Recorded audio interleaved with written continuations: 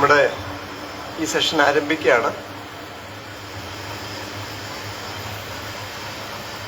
Technology, knowledge and society എന്നുള്ള തീമിൽ liberate 2025 ചർച്ച ചെയ്യപ്പെടുന്നത് സാങ്കേതിക വിദ്യയുടെ വികാസം, ദ്രുതഗതിയിലുള്ള വികാസം നമ്മുടെ സമൂഹത്തിലെ വിവിധ മേഖലകളെ എങ്ങനെയൊക്കെ ബാധിക്കുന്നു എന്നുള്ളതാണ് മെയിനായിട്ടുള്ളൊരു തീമായിട്ട് വെച്ചിരിക്കുന്നത്. ഇതുമായിട്ട് ബന്ധപ്പെട്ട 20ഓളം സെഷനുകളുണ്ട്. എല്ലാ സെഷനകത്തും വളരെ പ്രധാനപ്പെട്ട മേഖലയിൽ വർക്ക് ചെയ്യുന്ന ആൾക്കാരാണ് വിഷയങ്ങൾ അവതരിപ്പിക്കുന്നത്. ഒരുപക്ഷെ പല വിഷയങ്ങളും നിങ്ങൾക്കറിയാം, കേരള സമൂഹത്തിൽ ആദ്യമായി ചർച്ച ചെയ്യപ്പെടുന്ന വിഷയങ്ങളാണ്. അതുപോലെ തന്നെ ഏറ്റവും ഇന്നത്തെ വർത്തമാനകാലത്ത് ഏറ്റവും സുപ്രധാനമായ വിഷയമാണ് ഈ സെഷൻ ചർച്ച ചെയ്യപ്പെടുന്നത്. ലോകം ഉറ്റുനോക്കുകയാണ്, എങ്ങനെയാണ് ആഗോള രാഷ്ട്രീയ ക്രമം മാറി മറിയുന്നത് എന്ന്. അതാണ് ഇന്നലെയും ഇന്നുമൊക്കെയായി നടന്നു വരുന്ന ഇന്ത്യയും ചൈനയും റഷ്യയും അടക്കമുള്ള ബ്രിക് രാഷ്ട്രങ്ങളിലെ ഭരണാധികാരികൾ നടത്തുന്ന ചർച്ച പുതിയൊരു ലോകക്രമത്തിൻ്റെ സൂചനകൾ പോലും നൽകുന്ന ഒന്നാണ്.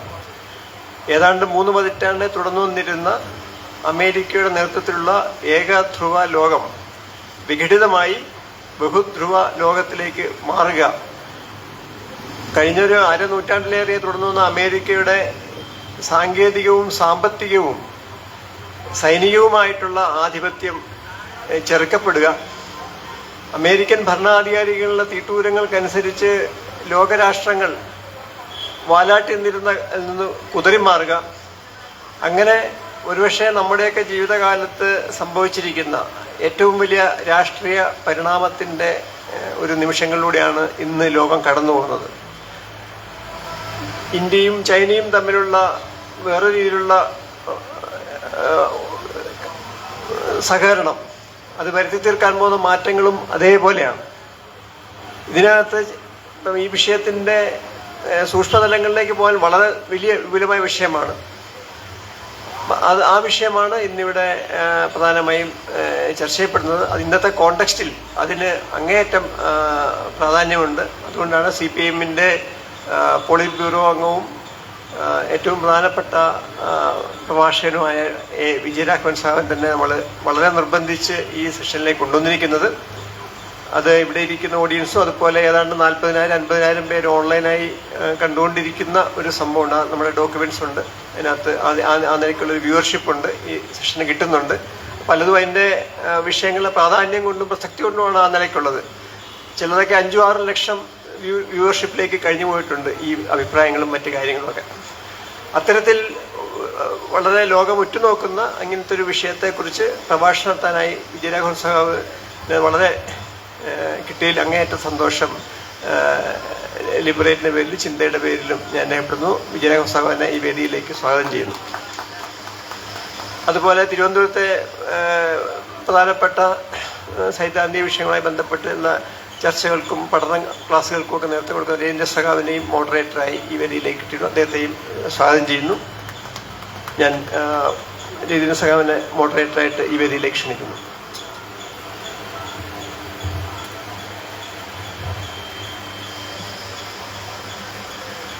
ലിബറേറ്റ് ഫെസ്റ്റിവൽ ഓഫ് നോളജിൻ്റെ വിവിധങ്ങളാകുന്ന സെക്ഷനുകളിൽ പ്രധാനപ്പെട്ട ഒരു ഇനമാണ് മാറുന്ന ഭൗമ രാഷ്ട്രീയം എന്നത്. കഴിഞ്ഞ കുറേ വർഷമായി ലോകത്തിലെ രാഷ്ട്രങ്ങളെല്ലാം വളരെ പ്രാധാന്യത്തോടു കൂടി ചർച്ച ചെയ്യുന്നൊരു വിഷയമാണ്. രാഷ്ട്രീയ തലത്തിൽ നിൽക്കുന്ന ആളുകൾ ലോകത്തിലെ രാഷ്ട്രങ്ങൾ ഇതെങ്ങനെയാണ് അഭിസംബോധന ചെയ്യുന്നത് എന്ന് വളരെ ഗൗരവതരമായി നോക്കുകയാണ്. എന്നാൽ കുറച്ചെങ്കിലും അതിൻ്റെ ശാസ്ത്രീയ വശങ്ങൾ നോക്കുന്ന ആളുകൾക്ക് അതിൻ്റെ ഭീകരതയും അപകടവും വളരെ ഗൗരവത്തോടെ ബോധ്യപ്പെട്ടുകൊണ്ടിരിക്കുകയാണ്. ആഗോള താപനവും അത് ലോക രാഷ്ട്രീയ രംഗത്ത് വരുത്തുന്ന മാറ്റങ്ങളും കഴിഞ്ഞ കുറേ വർഷമായി ചർച്ച ചെയ്തുകൊണ്ടിരിക്കുകയല്ലേ. ഓസോൺ ആവരണത്തിൻ്റെ കട്ടി കുറയുന്നു, അല്ലെങ്കിൽ എൻ്റെ ഭാഷയിൽ പറഞ്ഞാൽ അതിൽ ഓട്ടകൾ വീഴുന്നു. ഞാൻ അങ്ങനെയൊക്കെയാണ് പറയുന്നത്. ഓട്ടകൾ എന്ന് പറഞ്ഞാൽ ചെറിയ സുഷിരങ്ങളില്ല, മുട്ടു പിന്നുകൊണ്ട് കുത്തിയ ഓട്ടകളൊന്നുമില്ല. ആസ്ട്രേലിയയുടെ അത്ര വലുപ്പമുള്ള ഓട്ടകളെല്ലാം അതിൽ വീണിരിക്കുന്നു. സൂര്യനിൽ നിന്ന് വരുന്ന അൾട്രാ വയലറ്റ് റൈസ് എല്ലാം നേരിട്ട് ഭൂമിയിലേക്ക് പതിക്കേണ്ടുന്ന ഒരു സാഹചര്യം വരുമ്പോൾ ഇവിടുത്തെ ചൂടൊക്കെ അങ്ങ് കൂടിയല്ലേ. മറുവശത്ത് ഹരിതഗ്രഹ വാതകങ്ങൾ. ഹരിതഗ്രഹം എന്ന് പറഞ്ഞാൽ കാർബൺ ഡൈ ഓക്സൈഡും മീഥേനും പിന്നെ നൈട്രസ് ഓക്സൈഡുമാണ്. ഞാൻ വല്ലപ്പോഴും ഒക്കെ പഠിപ്പിച്ചുകൊണ്ടിരുന്നത് കെമിസ്ട്രിയാണ്, അതുകൊണ്ട് എനിക്ക് അത് കുറേയൊക്കെ കൂടുതലറിയാം. അപ്പോൾ ഇതിൻ്റെ അളവ് ഗണ്യമായി കൂടിക്കൊണ്ടിരിക്കുകയാണ്. അപ്പോൾ അത് അവിടെ ഒരു പ്രതിരോധമായി പ്രവർത്തിക്കുകയാണ്. അപ്പോൾ ഇതിൻ്റെയൊക്കെ അളവ് എങ്ങനെ കുറയ്ക്കാം, കുറച്ച് ഈ ഭൂമി എന്ന് പറയുന്ന ഗ്രഹത്തെ എങ്ങനെ സംരക്ഷിക്കാം, അതിനുവേണ്ടിയുള്ള ഗൗരവതരമായ ചർച്ച കഴിഞ്ഞ കുറേ വർഷമായി നടത്തിക്കൊണ്ടിരിക്കുകയാണ്. COP ഇപ്പോൾ 29 ആയി എന്ന് തോന്നുന്നു. 25ഓടുകൂടി COP എന്ന് പറഞ്ഞാൽ കോൺഫറൻസ് ഓഫ് പാർട്ടീസ് ക്ലൈമറ്റ് ചേഞ്ചിനെ സംബന്ധിച്ച്. അപ്പോൾ ലോക രാഷ്ട്രീയ രംഗത്ത് അത്തരത്തിലുള്ള ചർച്ചകൾ വളരെ സജീവമായി നടക്കുകയാണ്. ലോകത്തെ കീഴ്പ്പെടുത്താൻ നിൽക്കുന്ന മുതലാളിത്ത രാഷ്ട്രമെന്ന നിലയിൽ അമേരിക്ക അവിടെയും മുൻകൈ നേടാൻ വേണ്ടിയുള്ള പരിശ്രമം നടത്തുകയാണ്. ഈ ക്ലൈമറ്റ് ചേഞ്ചിന് ഉത്തരവാദി ചൈനയാണ്, അല്ലെങ്കിൽ അതുപോലുള്ള രാഷ്ട്രങ്ങളാണ്. അതുകൊണ്ട് അതെല്ലാം ചൈനയുടെ പുറത്ത് കെട്ടിവെച്ചുകൊണ്ട് രക്ഷപ്പെടാനും ആ കോപ്പിൽ നിന്ന് COPയിൽ നിന്ന് ഇപ്പോഴത്തെ പ്രസിഡന്റ്, അന്ന് പ്രസിഡന്റായിരിക്കുമ്പോൾ ഇറങ്ങിപ്പോയതെല്ലാം ചരിത്രത്തിൻ്റെ ഭാഗമായി നമ്മുടെ എല്ലാം മനസ്സിൽ പച്ചയിട്ട് നിൽക്കുകയാണ്. അതുകൊണ്ടാണ് ഞാൻ പറഞ്ഞത് ഇതൊരു വല്ലാത്ത അവസ്ഥയാണ്, വല്ലാത്ത വിഷയമാണ്. അത് നമുക്ക് നേരിട്ടേ മതിയാവും. നേരിട്ടെങ്കിൽ ഇതില്ലാതായി പോവില്ലേ. സയൻസ് പറഞ്ഞുകൊണ്ടിരിക്കുന്ന നമ്മൾ ഈ ആർട്ടിഫിഷ്യൽ ഇൻ്റലിജൻസും അതുപോലുള്ള പുത്തൻ നൂതന ആശയങ്ങളെല്ലാം വളർന്നുകൊണ്ടിരിക്കുകയാണ്. മറുവശത്ത് ഈ ഊഷ്മാവ് കൂടിക്കൊണ്ടിരുന്നാൽ, ഭൂമിയുടെ ചൂട് കൂടിക്കൊണ്ടിരുന്നാൽ, ശാസ്ത്രലോകം ഒരു 4-5 വർഷത്തിന് മുമ്പ് പറഞ്ഞത് 2030 ആകുമ്പോൾ ഇന്ത്യയിലെ 12ഓളം വരുന്ന തീരദേശ നഗരങ്ങൾ വെള്ളത്തിനടിയിലാവുമെന്നാണ്. നമ്മൾ കണ്ടുകൊണ്ടിരിക്കുകയില്ലേ. തിരുവനന്തപുരത്തുകാർക്ക് ശംഖുമുഖത്തെ പറ്റി പറയണോ? എത്ര കോടി രൂപയാണ് ശംഖുമുഖത്തെ ആ നിലയിൽ നിർത്തുന്നതിന് വേണ്ടി കേരളത്തിൻ്റെ ഗവൺമെൻറ് ചെലവഴിച്ചുകൊണ്ടിരിക്കുന്നത്? ഇപ്പോഴും സംവിധാനങ്ങൾ ഒരുക്കി കെട്ടിപ്പൂട്ടി വെച്ചിരിക്കുകയല്ലേ. പക്ഷേ കടലിൽ കയറും. കൊച്ചി വെള്ളത്തിനടിയിലാവില്ലേ? മുംബൈ വെള്ളത്തിനടിയിലാവില്ലേ? ചെന്നൈ വെള്ളത്തിനടിയിലാവില്ലേ? ഇതൊക്കെ വെള്ളത്തിനടിയിലാവുന്നു, കടലിൽ കയറുന്നു എന്ന് പറഞ്ഞു പോയിട്ടൊന്നും ഒരു കാര്യമില്ല. ഇതെല്ലാം മനുഷ്യനിർമ്മിതമാണ്. ഈ കാലാവസ്ഥാ വ്യതിയാനത്തിൻ്റെ കാരണക്കാരാന്ന് ചോദിച്ചാൽ അത് മനുഷ്യനിർമ്മിതം ഞാൻ പറയുന്നുള്ളൂ. അതിൻ്റെ മറ്റൊരു വശത്തേക്ക് ഞാൻ പോകാൻ വേണ്ടി ശ്രമിക്കുന്നില്ല. മനുഷ്യനിർമ്മിതമാണ്. കാർബൺ ഡൈ ഓക്സൈഡിൻ്റെ അളവ് കുറയ്ക്കണം. കാർബൺ ഡൈ ഓക്സൈഡ് ഉണ്ടാക്കുന്ന വസ്തുക്കൾ കത്തുമ്പോൾ വാഹനങ്ങൾ തുപ്പുന്നത്, മനുഷ്യൻ നിശ്വസിക്കുന്നത്, ഇങ്ങനെയല്ലേ കാർബൺ ഡൈ ഓക്സൈഡ് ഉണ്ടാവുന്നേ. നമ്മൾ പറഞ്ഞില്ലേ VS അച്യുതാനന്ദ ഇവിടെ മുഖ്യമന്ത്രി ആയിരിക്കുമ്പോൾ ഇവിടുത്തെ ലോക്കൽ പൊളിറ്റിക്സാണ്. നമ്മൾ എന്താ എക്സിക്യൂട്ടീവ് ബസ് ഉണ്ടാക്കിയില്ലേ, ലോ ഫ്ലോർ ബസ് ഉണ്ടാക്കിയില്ലേ? എന്തിനാ പറഞ്ഞ്? അതൊക്കെ എത്രമാത്രം താഴെത്തട്ടിൽ പ്രചരിപ്പിച്ചു എന്നത് രണ്ടാമത്തെ വശമാണ്. ഞാൻ കിട്ടുന്ന അവസരങ്ങളിലൊക്കെ പ്രസംഗിക്കുമായിരുന്നു. സെക്രട്ടേറിയറ്റിൽ വരുന്ന ഓരോ എക്സിക്യൂട്ടീവ്സും ഓരോ ഉദ്യോഗസ്ഥന്മാരും ഭാര്യയും ഭർത്താവും അവരവരുടെ വണ്ടികൾ വരിക, ഓരോ വീട്ടിൽ 3-4 വണ്ടികൾ അവർക്ക് ജോലിക്ക് പോകാൻ വേണ്ടി ഓപ്പറേറ്റ് ചെയ്യുക. ഈ വാഹനങ്ങളെല്ലാം പുറത്തേക്ക് തൂപ്പുന്നത് കാർബൺ ഡൈ ഓക്സൈഡല്ലേ. അത് കുറച്ചുകൂടെ. എല്ലാവരും രാവിലെ എക്സിക്യൂട്ടീവ് AC ഉണ്ട്, പാട്ടുണ്ട്, നല്ല സുഖമുണ്ട്. ആ ബസ്സിൽ കയറി ഓഫീസുകളിൽ പോയെങ്കിൽ എന്ത് മെച്ചമായിരുന്നേനെ, എന്തുമാത്രം കുറയ്ക്കാൻ കഴിയുമായിരുന്നു. അപ്പോൾ നമ്മൾ കേരളം എന്ന് പറയുന്ന സ്റ്റേറ്റ് ഇത്തരത്തിലുള്ള മാരകമായ ഭീഷണി മുന്നിൽ കണ്ടുകൊണ്ട് അതിൻ്റെ ബദൽ പ്രയോഗത്തിൽ കൊണ്ടുവരാൻ വേണ്ടിയുള്ള പരിശ്രമം അടക്കം നടത്തിയവരാണ്. ഇന്നിപ്പോൾ ലോക രാഷ്ട്രീയ രംഗം, നേരത്തെ രഞ്ജിത്ത് പറഞ്ഞു, ലോകത്ത് തന്നെ വലിയ മാറ്റങ്ങൾ വന്നുകൊണ്ടിരിക്കുകയാണ്. നമ്മളാരും ഒരുപക്ഷെ ഇത്ര പെട്ടെന്ന് നടക്കുമെന്ന് കരുതാത്ത കാര്യങ്ങൾ ലോക രാഷ്ട്രീയ രംഗത്ത് നടക്കുകയാണ്. ബ്രിക്സ് രാഷ്ട്രങ്ങളെല്ലാം കൂടെ ഒറ്റക്കെട്ടായി നിന്ന് അമേരിക്കൻ സാമ്രാജ്യത്വത്തെ വെല്ലുവിളിക്കുക അല്ലെങ്കിൽ പ്രതിരോധിക്കുക എന്ന് പറയുന്ന ഒരു സമീപനത്തിലേക്ക് പോവുകയല്ലേ. അപ്പം ഈ ഭൗമ രാഷ്ട്രീയം എന്ന് പറഞ്ഞാൽ കുറച്ചുകൂടെ ശക്തമാവുമ്പോൾ അത് മുതലാളിത്ത രാഷ്ട്രങ്ങളും ഇതര രാഷ്ട്രങ്ങളും തമ്മിൽ നടത്തുന്ന വലിയൊരു യുദ്ധമായി മാറാൻ പോവുകയാണ്. ആ യുദ്ധം എന്ന് പറഞ്ഞാൽ ഒരു സംശയം വേണ്ട, ആ യുദ്ധം ഈ ഭൂമിയുടെ നിലനിൽപ്പിന് വേണ്ടിയുള്ള യുദ്ധം തന്നെ. ഭൂമി തന്നെ ഇങ്ങനെ എത്ര കാലം നിലനിൽക്കും? മറ്റ് ഗ്രഹങ്ങളിലേക്ക് ആളുകൾ വസിക്കില്ലേ? സുനിത വില്യംസ് 9 മാസമല്ലേ അവിടെ തങ്ങിയത്? വണ്ടിക്ക് കേടായി പോയി, അതുകൊണ്ട് 9 മാസം അവർക്ക് അവിടെ തങ്ങേണ്ടി വന്നില്ലേ? അപ്പൊ കഴിയും. ഓക്സിജൻ കണ്ടുപിടിക്കാനായാൽ, ജീവൻ നിലനിർത്താനാവാൽ, മറ്റ് ഗ്രഹങ്ങളിലേക്ക് മനുഷ്യന്റെ വാസം ഉറപ്പിക്കാനാവും. അതനുസരിച്ച് കുറേശ്ശെ നമ്മുടെ ഭൂമി നശിച്ചുകൊണ്ടിരിക്കും. അത് നശിക്കാതിരിക്കാൻ വേണ്ടിയുള്ള പ്രതിവിധികളും പ്രതിരോധങ്ങളുമാണ് നമ്മൾ ഈ വിഷയം ചർച്ച ചെയ്യുന്നതിലൂടെ സംഘടിപ്പിക്കാൻ ശ്രമിക്കുന്നത്. ഈ വിഷയം വളരെ ഭംഗിയായി ആധികാരികമായി അവതരിപ്പിക്കുന്നതിന് വിജയരാഘവനെ സ്നേഹപൂർവ്വം ക്ഷണിക്കുകയാണ്.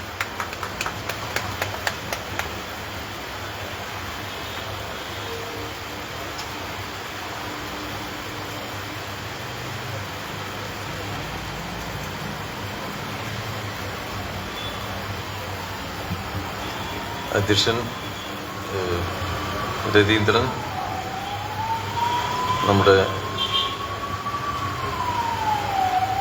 പ്രിയപ്പെട്ട സഹോദരി സഹോദരന്മാർ, ചിന്ത പബ്ലിക്കേഷൻസ് വളരെ ഗൗരവമേറിയ ദൈക്ഷണിക ആശയവിനിമയത്തിന് സഹായകരമായ രൂപത്തിൽ കുറേ വിഷയങ്ങളിലെ സംവാദങ്ങളും ആശയവിനിമയങ്ങളും നല്ല നിലയിൽ നടത്താൻ തീരുമാനിച്ച് നമുക്ക് ഇവിടെ ലഭ്യമായ വിദഗ്ധരെയാകെ ഇവിടെ കൊണ്ടുവരാനും നാനാവിധങ്ങളായ വിഷയങ്ങളുടെ വ്യത്യസ്തങ്ങളായ പ്രതിഫലനങ്ങളെ സൂക്ഷ്മാവലോകനം ചെയ്യാൻ നടത്തിയ ഈ പരിശ്രമം തികച്ചും അഭിനന്ദനീയമായ ഒരു കാര്യമാണ് എന്നാണ് എനിക്ക് തോന്നുന്നത്. ഇവിടെ വിഷയവിവര പട്ടികയിലൂടെ കടന്നു പോകുമ്പോൾ ഒരുപാട് വിഷയങ്ങൾ ഇതിനകം ഇവിടെ സംസാരിച്ചു കഴിഞ്ഞിട്ടുണ്ട്. ഇവയെല്ലാം പുതിയ കാലത്തിൻ്റെ എല്ലാ പ്രത്യേകതകളെയും ഉൾക്കൊള്ളുന്നതുമാണ്. ഇപ്പോൾ നമുക്കെല്ലാം അറിവുള്ള ഒരു കാര്യമാണ്, ഇടതുപക്ഷക്കാർക്കും കമ്മ്യൂണിസ്റ്റുകാർക്കും പുരോഗമനവാദികൾക്കും പ്രത്യേകിച്ചു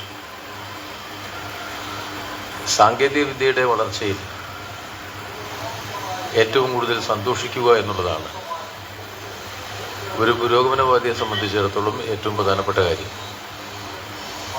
സാങ്കേതികവിദ്യ വളരുമ്പോൾ സന്തോഷിക്കണമെന്ന് ഇടതുപക്ഷക്കാരോട് പറഞ്ഞത് കാറൽ മാർക്സാണ്. മാർക്സിനും ഏംഗൽസിനും ഏറ്റവും കൂടുതൽ സന്തോഷം ഉണ്ടായിരുന്നത് ശാസ്ത്രം സാങ്കേതിക വിദ്യയാകുമ്പോഴാണ്. ഒരു ശാസ്ത്ര കണ്ടുപിടുത്തത്തെ സാങ്കേതിക വിദ്യയായിട്ട് നമ്മൾ മാറ്റുമ്പോൾ അത് മനുഷ്യരാശിയുടെ പുരോഗതിക്കും വളർച്ചയ്ക്കുമുള്ള അടിത്തറയായിട്ട് മാറുകയാണ്. സ്വാഭാവികമായിട്ടും അത് വലിയ വ്യത്യസ്ത തലങ്ങളിലെ വിപ്ലവങ്ങളുടെ വഴിയാണ് തുറന്നു വെക്കുന്നത്. കമ്മ്യൂണിസ്റ്റ് പ്രവർത്തിക്കുന്നത് നമ്മുടെ സമൂഹഘടനയിൽ വർഗപരമായ ഉള്ളടക്കത്തെ സൂക്ഷ്മ വിശകലനം നടത്തി ചരിത്രത്തെ മാറ്റിമറിക്കാനുള്ള വർഗം എന്നുള്ള നിലയിൽ തൊഴിലാളി വർഗം ഈ മുതലാളിത്ത സാമൂഹിക ഘടനയെ തന്നെ മാറ്റിമറിക്കും എന്ന ഉറച്ച വിശ്വാസത്തോടു കൂടി അതിനായി പ്രവർത്തിക്കുകയാണ്. അതാ നമ്മുടെ സമൂഹഘടനയെ അതിൻ്റെ പരിമിതികളെ ഉല്ലംഘിക്കുന്ന ഉജ്ജ്വലമായ മാറ്റത്തിൻ്റെ വഴി വെട്ടിത്തെളിയിക്കുന്ന സാമൂഹ്യ മുന്നേറ്റം. ആ മുന്നേറ്റത്തിലേക്കുള്ള വഴിയിൽ സഞ്ചരിക്കുമ്പോൾ തന്നെ ശാസ്ത്രം നമ്മുടെ സമൂഹത്തിൽ നടത്തിയിട്ടുള്ള വ്യത്യസ്ത സ്വഭാവമുള്ള മാറ്റങ്ങളെയും നമ്മൾ വളരെ കൗതുകത്തോടു കൂടിയും ആസ്വാദ്യതയോടുകൂടിയും കാണുന്നുണ്ട്. ഇപ്പോൾ നമ്മുടെ ശാസ്ത്ര സാങ്കേതിക വളർച്ചയുടെ വിവിധ ഘട്ടങ്ങളിലേക്ക് നോക്കിയാൽ ഈ സാങ്കേതിക വിദ്യയെ നമുക്ക് ഇപ്പോൾ സാങ്കേതിക വിദ്യയിലെ കണ്ടുപിടുത്തങ്ങൾ എല്ലാ വിശദാംശങ്ങളിലേക്ക് ഞാൻ പോകുന്നില്ല. മനുഷ്യന്റെ വേഗത അങ്ങ് വർദ്ധിച്ചു. വേഗതയുടെ അടയാളം ചക്രമാണല്ലോ. മനുഷ്യന്റെ ഏറ്റവും വലിയ കണ്ടുപിടുത്തമാണ് ചക്രം. ചക്രത്തിൻ്റെ റൗണ്ട് എല്ലാം ചാക്രികമാണ്. ഭൂമിയുടെ ചലനമായാലും പ്രപഞ്ച ചലനമായാലും നമ്മുടെ തീവണ്ടിയുടെ ചക്രമായാലും വിമാനത്തിൻ്റെ എഞ്ചിനായാലും ഒക്കെ അതിൻ്റെ ആ ചക്രത്തിൻ്റെ വേഗതയാണ് ആഭ്യന്തരത്തിൻ്റെ കണ്ടുപിടുത്തത്തിൽ വർദ്ധിച്ചത്. സ്വാഭാവികമായും അവിടുന്ന് അങ്ങോട്ടുള്ള വ്യാവസായിക മുന്നേറ്റം, സാങ്കേതിക വളർച്ച, അതിൻ്റെ ഏറ്റവും വലിയ നേട്ടം ആദ്യം പ്രതിഫലിച്ചത് കാർഷിക മേഖലയിലാണ്. വലിയ ഉൽപ്പാദനക്ഷമതയുടെയും ഉൽപ്പാദന വർധനവിൻ്റെയുമായ ഒരു അന്തരീക്ഷം സൃഷ്ടിക്കപ്പെടുകയുണ്ടായി. ഇപ്പോൾ നമ്മളെ സംബന്ധിച്ചിടത്തോളം സ്വാതന്ത്ര്യം കിട്ടി 1 ദശാബ്ദം കൊണ്ട് നമുക്ക് ഭക്ഷ്യ സ്വയം പര്യാപ്തതയിലേക്ക് എത്തിക്കാൻ കഴിഞ്ഞത് ആ ശാസ്ത്ര മുന്നേറ്റം കാർഷിക മേഖലയിൽ പ്രതിഫലിച്ചതിൻ്റെ ഭാഗമായിട്ടാണ്. ഈ തിരുവനന്തപുരത്ത് അരി വേണ്ടത്ര ഇല്ലാത്തത് കൊണ്ടാണല്ലോ കപ്പ കൃഷി രാജാവിന് തുടങ്ങിയത്. ഇപ്പോഴും തിരുവനന്തപുരത്തിൻ്റെ ആഹാര പട്ടികയുടെ ഒരു മൂലയിൽ ഒരു കപ്പ നമുക്ക് എപ്പോഴും കാണാൻ കഴിയും. ഞങ്ങൾ മലബാറിൽ അത്ര തന്നെ കാണില്ല, തിരുവനന്തപുരത്ത് കാണാൻ കഴിയും. അത് ഒരു ഓർമ്മപ്പെടുത്തലാണ്. ഇങ്ങനെയായിരുന്നു നമ്മളെന്ന് തിരുവനന്തപുരത്തെ എല്ലാവരും ഭക്ഷണം കഴിക്കുമ്പോൾ കപ്പ അവർ ഓർമ്മിപ്പിക്കുന്നുണ്ട്. ഇവിടെ ഭക്ഷ്യക്ഷാമം ഉണ്ടായിരുന്നു, നമുക്ക് ആവശ്യത്തിന് ഭക്ഷ്യധാന്യം ഉണ്ടായിരുന്നില്ല. ഇപ്പോൾ നിങ്ങൾക്ക് സുഭിക്ഷമായ ഭക്ഷ്യധാന്യം എന്നത് വലിയൊരു കാർഷിക വിപ്ലവത്തിൻ്റെ തുടർച്ചയാണ്. ആ കാർഷിക വിപ്ലവം പോലെ തന്നെയാണ് സാങ്കേതികവിദ്യ വ്യാവസായിക മേഖലയിലെ വലിയ വിപ്ലവങ്ങൾ ഉണ്ടാക്കിയത്. ഉൽപ്പാദനത്തെ കെട്ടഴിച്ചു വിട്ടുകൊണ്ട് മനുഷ്യന് ഉപഭോഗം ചെയ്യാൻ ആവശ്യമായ എല്ലാ നവീന വിഷയങ്ങളുടെയും വലിയ വിപുലീകരണം ആ നിലയിലുള്ള ഒരു വിപ്ലവത്തിൻ്റെ സാങ്കേതിക വളർച്ചയിലൂടെ നമുക്ക് സാധിക്കേണ്ടത്. അതിൻ്റെ തുടർച്ചയിൽ വലിയ സാങ്കേതിക വിപ്ലവങ്ങൾ നമ്മുടെ സമൂഹത്തിൽ നടക്കേണ്ടത്. ആ സാങ്കേതിക വിപ്ലവങ്ങളിലൂടെയാണ് ഇൻഫർമേഷൻ ടെക്നോളജിയിൽ വലിയ കുതിച്ചുചാട്ടമുണ്ടായി. ആശയപരമായി അത് നമ്മുടെ സമൂഹഘടനയിൽ വലിയ സ്വാധീനം ചെലുത്തി. മനുഷ്യാർജിത വിജ്ഞാനത്തിൻ്റെ വിനിമയത്തെ അത് പരിപൂർണമായി മാറ്റിമറിച്ചു. അങ്ങനെ സാങ്കേതിക വിദ്യയുടെ വികസനം, അതിൻ്റെ വികാസം നമ്മുടെ അകലങ്ങളെ ഇല്ലാതാക്കി, ലോകത്തെ തന്നെ ഒരു ഗ്രാമമാക്കി മാറ്റി. അങ്ങനെ എന്തൊരു ആത്മവിശ്വാസമാണ് ഇന്നത്തെ പുതിയ തലമുറയ്ക്ക്. പഴയ തലമുറയെ പോലെയാണോ? ഏത് പ്രശ്നം വന്നാലും കുട്ടികൾ പറയുന്നത്, ഓ അച്ഛാ ഇതൊന്നും ഞങ്ങൾക്കൊരു പ്രശ്നമില്ല, എന്താണ് ഞാൻ കാനഡയിലേക്ക് പോകുന്ന, അല്ലെങ്കിൽ ഞാൻ സിംഗപ്പൂരിലേക്ക് പോകുന്നതാണ്, ലോകത്തിൻ്റെ ഏതെങ്കിലും കോണിൽ പോയി ഞാൻ നിലയുറപ്പിക്കുമെന്നാണ്. അതാണ് നമ്മൾ കുട്ടികൾ പറയുന്നത്. ഇപ്പോൾ എന്തൊരു ആത്മവിശ്വാസം, എല്ലാവരും പോകാൻ തയ്യാറായിട്ടാണ് നടക്കുന്നത്. ഒരു 10-15 വയസ്സാകുമ്പോഴേക്കിന് നാട് വിടുന്നതിനെ കുറിച്ച് ആലോചിക്കുകയാണ്. 30 വയസ്സ് കഴിഞ്ഞിട്ടാണ് ഞാൻ വാളയാർ വഴി കോയമ്പത്തൂരിലേക്ക് പോയത്. എന്നാൽ എൻ്റെ മകനിപ്പോൾ ആലോചിക്കുന്നത് എന്തായിരിക്കും ആലോചിക്കുന്നത്? ഇങ്ങനെ പോകുന്നതിനെ കുറിച്ചാണ്. ആ ശാസ്ത്ര വളർച്ചയുടെ സാങ്കേതിക വിപ്ലവത്തിൻ്റെ ഭാഗമായി നമ്മുടെ ലോകക്രമത്തിൻ്റെ പുനർവ്യാഖ്യാനങ്ങളും പുനർനിർണയങ്ങളും പലതരത്തിൽ ഇവിടെ സ്വാധീനം ചെലുത്തുകയും മാറുകയും ചെയ്യും. അതിൻ്റെ തുടർച്ചയിലാണിപ്പോൾ AI എന്ന് പറയുന്ന പുതിയ ആർട്ടിഫിഷ്യൽ ഇൻ്റലിജൻസിൻ്റെ സാങ്കേതിക വിപ്ലവത്തിലേക്ക് നമ്മൾ പോകുന്നത്. ഒരു 4ാം മനുഷ്യൻ്റെ ഈ പരിഷ്കൃതമായ വ്യാവസായ വിപ്ലവത്തിലൂടെ രൂപപ്പെട്ട മാറ്റങ്ങളുടെ തുടർച്ചയിലെ ഒരു പുതിയ ഘട്ടത്തിലേക്ക് നമ്മൾ എത്തി നിൽക്കുന്ന ഒരു ചരിത്ര സന്ദർഭമാണ്. അപ്പോൾ സ്വാഭാവികമായിട്ടും മനുഷ്യരാശിയുടെ വികാസത്തിൽ, നമ്മുടെ സമൂഹഘടനയുടെ പരിവർത്തനങ്ങളിൽ, ഇതിലെല്ലാം തന്നെ ഈ സ്വാധീനം, ഇതിൻ്റെ ഈ വലിയ വലിയ മാറ്റങ്ങളുടെ സ്വാധീനം വലിയ തോതിൽ രാഷ്ട്രീയമായും സാമൂഹ്യമായും ഒക്കെ തന്നെ സാംസ്കാരികമായും പ്രതിഫലിച്ചുകൊണ്ടിരിക്കുക. അപ്പോൾ ഇപ്പോൾ ഇന്നത്തെ ഒരു ലോകക്രമത്തിലേക്ക് നമ്മൾ നോക്കുമ്പോൾ ഈ പുതിയ കാലം, ഈ പുതിയ മാറ്റം, അതിൻ്റെ വേഗത, അത് സൃഷ്ടിക്കാൻ പോകുന്ന പ്രത്യാഘാതങ്ങൾ എന്ന് സംബന്ധിച്ച് വളരെ ഗൗരവപൂർവ്വം അതിൻ്റെ പ്രതിഫലനം ഉണ്ടാകാൻ പോവുക. ഇവിടുത്തെ മുഖ്യ ഒരു ഘടകം ഇന്നെന്നൊക്കെ പറയുമ്പോൾ ആർക്കാണ് ഇതിൻ്റെ മേധാവിത്വം എന്നുള്ളത് തന്നെയാണ്. മേധാവിത്വം ആർക്കായിരിക്കും, നിയന്ത്രണം ആർക്കായിരിക്കും, അത് സംബന്ധിച്ചുള്ള തർക്കങ്ങൾ ധാരാളമായിട്ട് നടക്കുക. ഇപ്പോൾ അടുത്ത സബ്ജക്റ്റ് ഏതാണ്ട് അതിൻ്റെ അതിലേക്ക് വരുന്നുണ്ട്. ഇപ്പോൾ നമ്മുടെ നാട്ടിൽ ഇപ്പോൾ ഇതിലൂടെ ധാരാളം ചർച്ച നടന്നുണ്ടാവും. അത് സാങ്കേതിക വിദ്യയുടെ മേധാവിത്വത്തിന് വേണ്ടിയുള്ള ഒരു സംഘർഷം നടക്കുന്ന ഒരു കാര്യമാണ്. ഇതിൻ്റെ മേധാവിത്വം അനേക വർഷമായിട്ട് നിലനിർത്തുകയാണ് അമേരിക്ക. അവരതിങ്ങനെ നിലനിർത്തി പോരുകയാണ്. സാങ്കേതിക വിദ്യയുടെ മേധാവിത്വമാണ് ലോകത്തെ കീഴ്പ്പെടുത്താൻ അവരെ സഹായിക്കുന്നത്. ഇപ്പം തന്നെ ഇപ്പം നമ്മളുടെ ഒരു അവസ്ഥ ഉണ്ടല്ലോ, ഇന്ത്യയിലെ വിദ്യാഭ്യാസ മേഖലയൊക്കെ വലിയ തോതിൽ പുരോഗമിച്ചുകൊണ്ടിരിക്കുകയാണ്. ഹനുമാൻ ഏത് ബഹിരാകാശ വാഹനത്തിലാണ് സഞ്ചരിച്ചത് എന്നതിൻ്റെ ഗവേഷണത്തിന് വേണ്ടി വലിയ പണം നമ്മളിപ്പോൾ ചെലവഴിച്ചുകൊണ്ടിരിക്കും. പുഷ്പക വിമാനം ഏത് വിമാനത്താവളത്തിലാണ് ഇറക്കിയത് എന്ന് അന്വേഷിക്കുന്നതിന് വേണ്ടി അനേകം കോടി രൂപ നമ്മൾ ചെലവഴിച്ചുകൊണ്ടിരിക്കും. അങ്ങനെ മിത്തുകൾക്ക് വേണ്ടി കോടാനുകൂടി ചെലവഴിക്കുന്ന ഒരു രാജ്യത്തിലാണ് നമ്മളിപ്പോൾ ജീവിച്ചുകൊണ്ടിരിക്കുന്നത്. മിത്തുകളെ യാഥാർത്ഥ്യവുമായി കൂട്ടിയോജിപ്പിക്കാൻ കഴിയുമോ എന്ന് അന്വേഷിക്കുന്ന ലോക ഗുരു സ്ഥാനം അലങ്കരിക്കാനാണ് ഇന്ത്യ പരിശ്രമിച്ചുകൊണ്ടിരിക്കുന്നത്. അങ്ങനെയാണ് നമ്മുടെ ചിന്ത പോയിക്കൊണ്ടിരിക്കുന്നത്.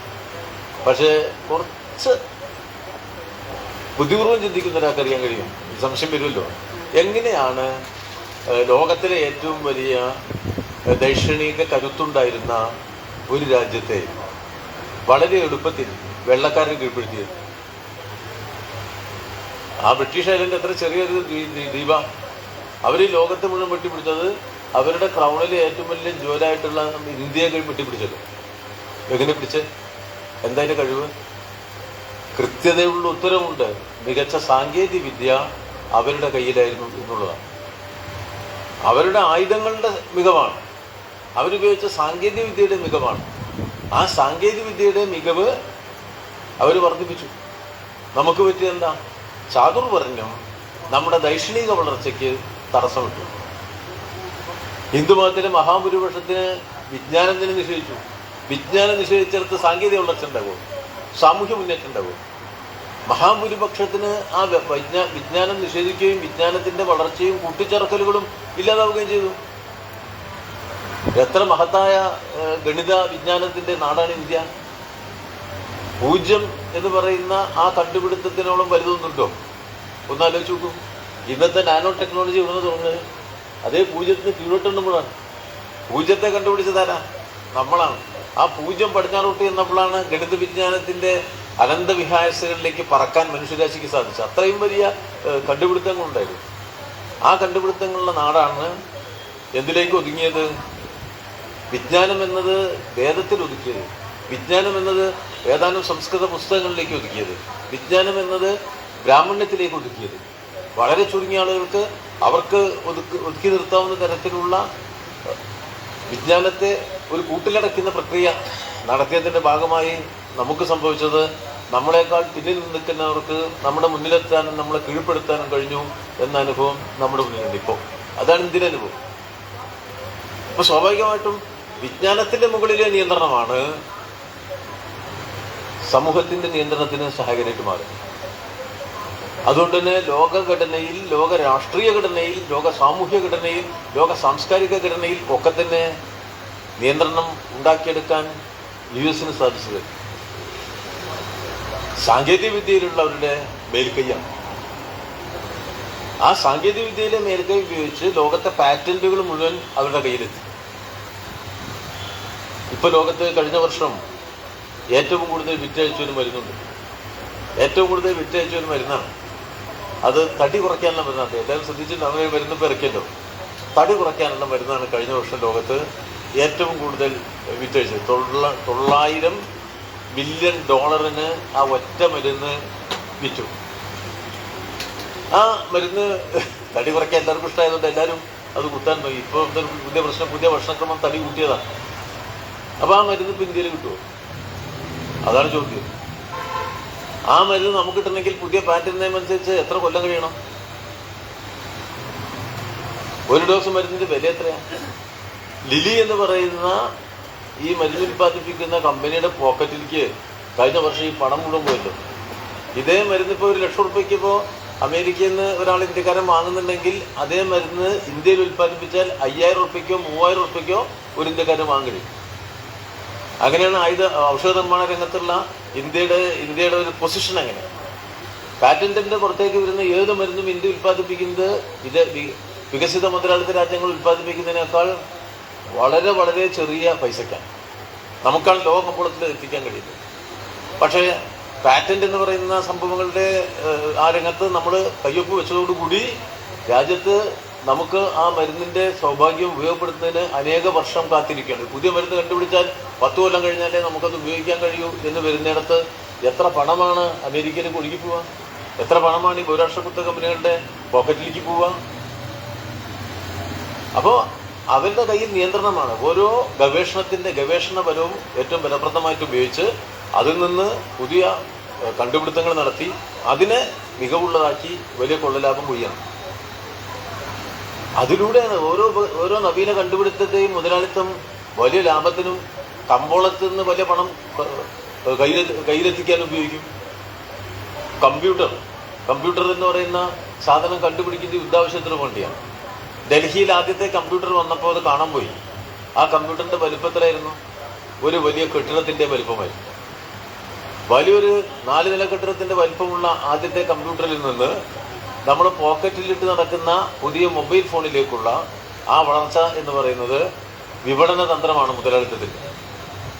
ഒരേ കാലത്ത് ഇത് US-ഉം പിന്നെ അമേരിക്കയും കണ്ടുപിടിക്കേണ്ടത്, USSR കണ്ടുപിടിക്കേണ്ടത്. പക്ഷേ USSR അതിനെ ഉപഭോഗ വസ്തുവാക്കിയില്ല, അമേരിക്കയോ അതിനൊരു കച്ചവട വസ്തുവാക്കിയില്ല. അപ്പോൾ സാങ്കേതിക വിദ്യയുടെ ഈ ഉപയോഗപ്പെടുത്തൽ, വാണിജ്യാടിസ്ഥാനത്തിൽ ഉപയോഗപ്പെടുത്തൽ, ബഹുരാഷ്ട്ര കുത്തകളുടെ ഉപഭോഗ സംസ്കാരത്തിനനുസൃതമായി വിപുലപ്പെടുത്തൽ ഇതൊക്കെ നടത്തി. അങ്ങനെ ഉണ്ടാക്കിയ വലിയ മുന്നേറ്റങ്ങളാണ്, അങ്ങനെ ഉണ്ടാക്കിയ വലിയ കൊള്ളലാഭമാണ്. ആ കൊള്ളലാഭത്തിൻ്റെ മുകളിലാണ് അമേരിക്ക അതിൻ്റെ മേധാവിത്വം ഉറപ്പിച്ചു വെക്കുന്നത്.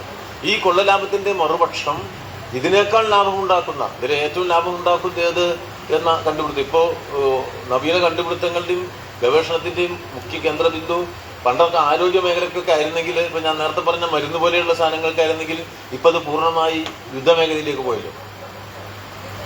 യുദ്ധമേഖലയിലേക്ക് ഗവേഷണം പോയി. ആധുനിക യന്ത്രങ്ങൾ, പിന്നെ ആധുനിക യുദ്ധ ഉപകരണങ്ങൾ അത് നിർമ്മിക്കുക, അത് എളുപ്പത്തിൽ വിൽക്കുക, അത് എളുപ്പത്തിൽ വിറ്റഴിക്കുന്നതിന് വേണ്ടി ആവശ്യാനുസൃത യുദ്ധം ഉണ്ടാക്കുക എന്ന ലോകത്താണ് നാം ജീവിക്കുന്നത്. യുദ്ധക്കമ്പോളത്തിലാണ്, യുദ്ധ മാർക്കറ്റാ. കാരണം മുതലാളിത്ത ഉൽപ്പാദനം, ഏറ്റവും ലാഭമുണ്ടാക്കുന്ന ഉൽപ്പാദനം എന്നത് യുദ്ധോപകരണങ്ങളാണ്, ഡ്രോണുകളാണ്. AI ടെക്നോളജിയുടെ ഏറ്റവും ഫലപ്രദമായ ഉപയോഗം നടക്കുന്നത് ഡ്രോണുകളുടെ വിന്യാസത്തിന് വേണ്ടിയാണ്. എത്ര അപകടകരമായ സെക്യൂരിറ്റി, നേരത്തെ ക്ലാസ്സിലൂടെ പറഞ്ഞു പോയിട്ടുണ്ടാവും. AI ഉണ്ടാക്കുന്ന പ്രശ്നങ്ങളിലെ ഏറ്റവും പ്രധാനപ്പെട്ട ഒന്ന് സെക്യൂരിറ്റി, ലോകത്തിന്റെ സുരക്ഷയ്ക്ക് ഉയർത്തുന്ന വെല്ലുവിളിയാണ്. അപ്പോൾ ഈ പിന്നെ ലാഭാധിഷ്ഠിതമായ തരത്തിലേക്ക് സാങ്കേതിക വിദ്യയെ, ഗവേഷണത്തെ കൊണ്ടുപോയതിന്റെ ഭാഗമായി സൃഷ്ടിക്കപ്പെട്ട പുതിയ പ്രശ്നങ്ങളിപ്പോൾ ഉണ്ട്. മുതലാളിത്തത്തിന്റെ ലാഭമുണ്ടാക്കുക എന്ന മുതലാളിത്ത മുദ്രാവാക്യം, മുതലാളിത്തത്തിന്റെ എല്ലാ ആത്മാംശവും ലാഭത്തിലാണ്.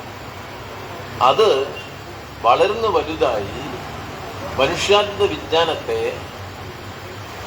തെറ്റായി വിനിയോഗിച്ച് കൂടുതൽ ലാഭമുണ്ടാക്കുന്ന ക്രൂരമായ ഒരവസ്ഥയിലേക്ക് നമ്മളിപ്പോൾ സാക്ഷികളായി.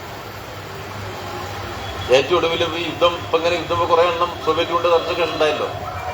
ആ ഒടുവിലത്തെ യുദ്ധഭൂമിയിലേക്ക് നോക്കൂ. നമ്മൾ പലസ്തീൻ പ്രദേശത്ത് ഇസ്രായേൽ നടത്തുന്ന അക്രമങ്ങളുടെ ഒരു സ്വഭാവം നോക്കൂ. ആ കുട്ടികളുടെ കണ്ണുകളിലേക്ക് നോക്കൂ.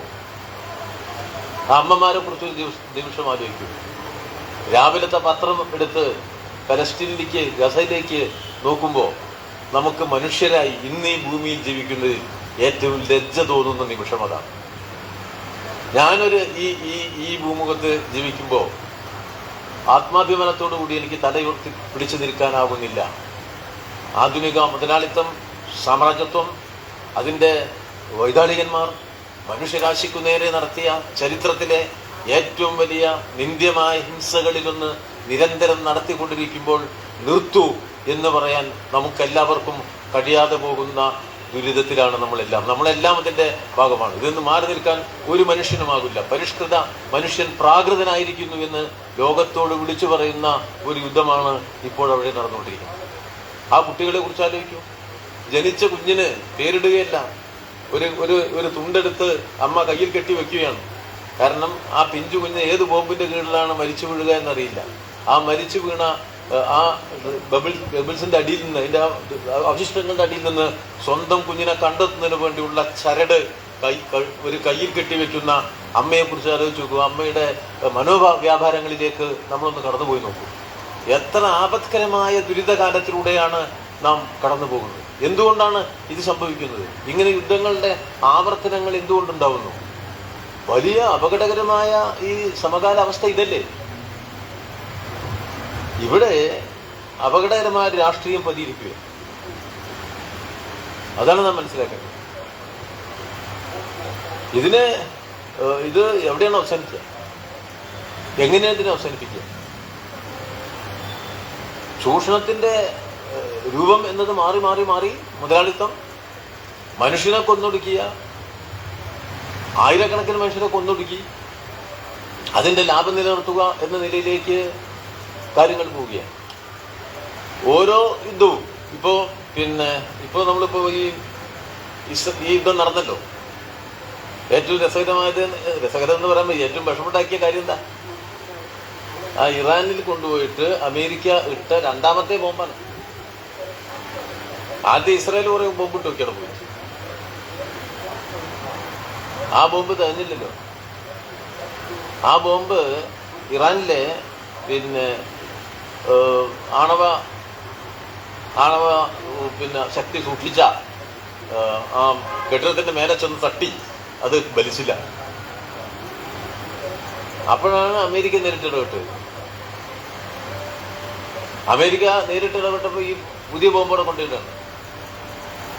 ആ ബോംബ് ഇപ്പോൾ ഇട്ട് കഴിഞ്ഞു. എന്താ ഒരു ബോംബും അടുത്ത ബോംബും തമ്മിലുള്ള വ്യത്യാസം എന്താ? ഒരു ബോംബും അടുത്ത ബോംബും തമ്മിൽ ഒരു യുദ്ധത്തിന്റെ വ്യത്യാസമുണ്ട് എന്ന് നമ്മളിപ്പോൾ മനസ്സിലായിപ്പോ. ഇറാഖിലെ ആദ്യ യുദ്ധത്തിലിട്ട ബോംബ് സദ്ദാം ഹുസൈന് മേലെ വീണില്ല.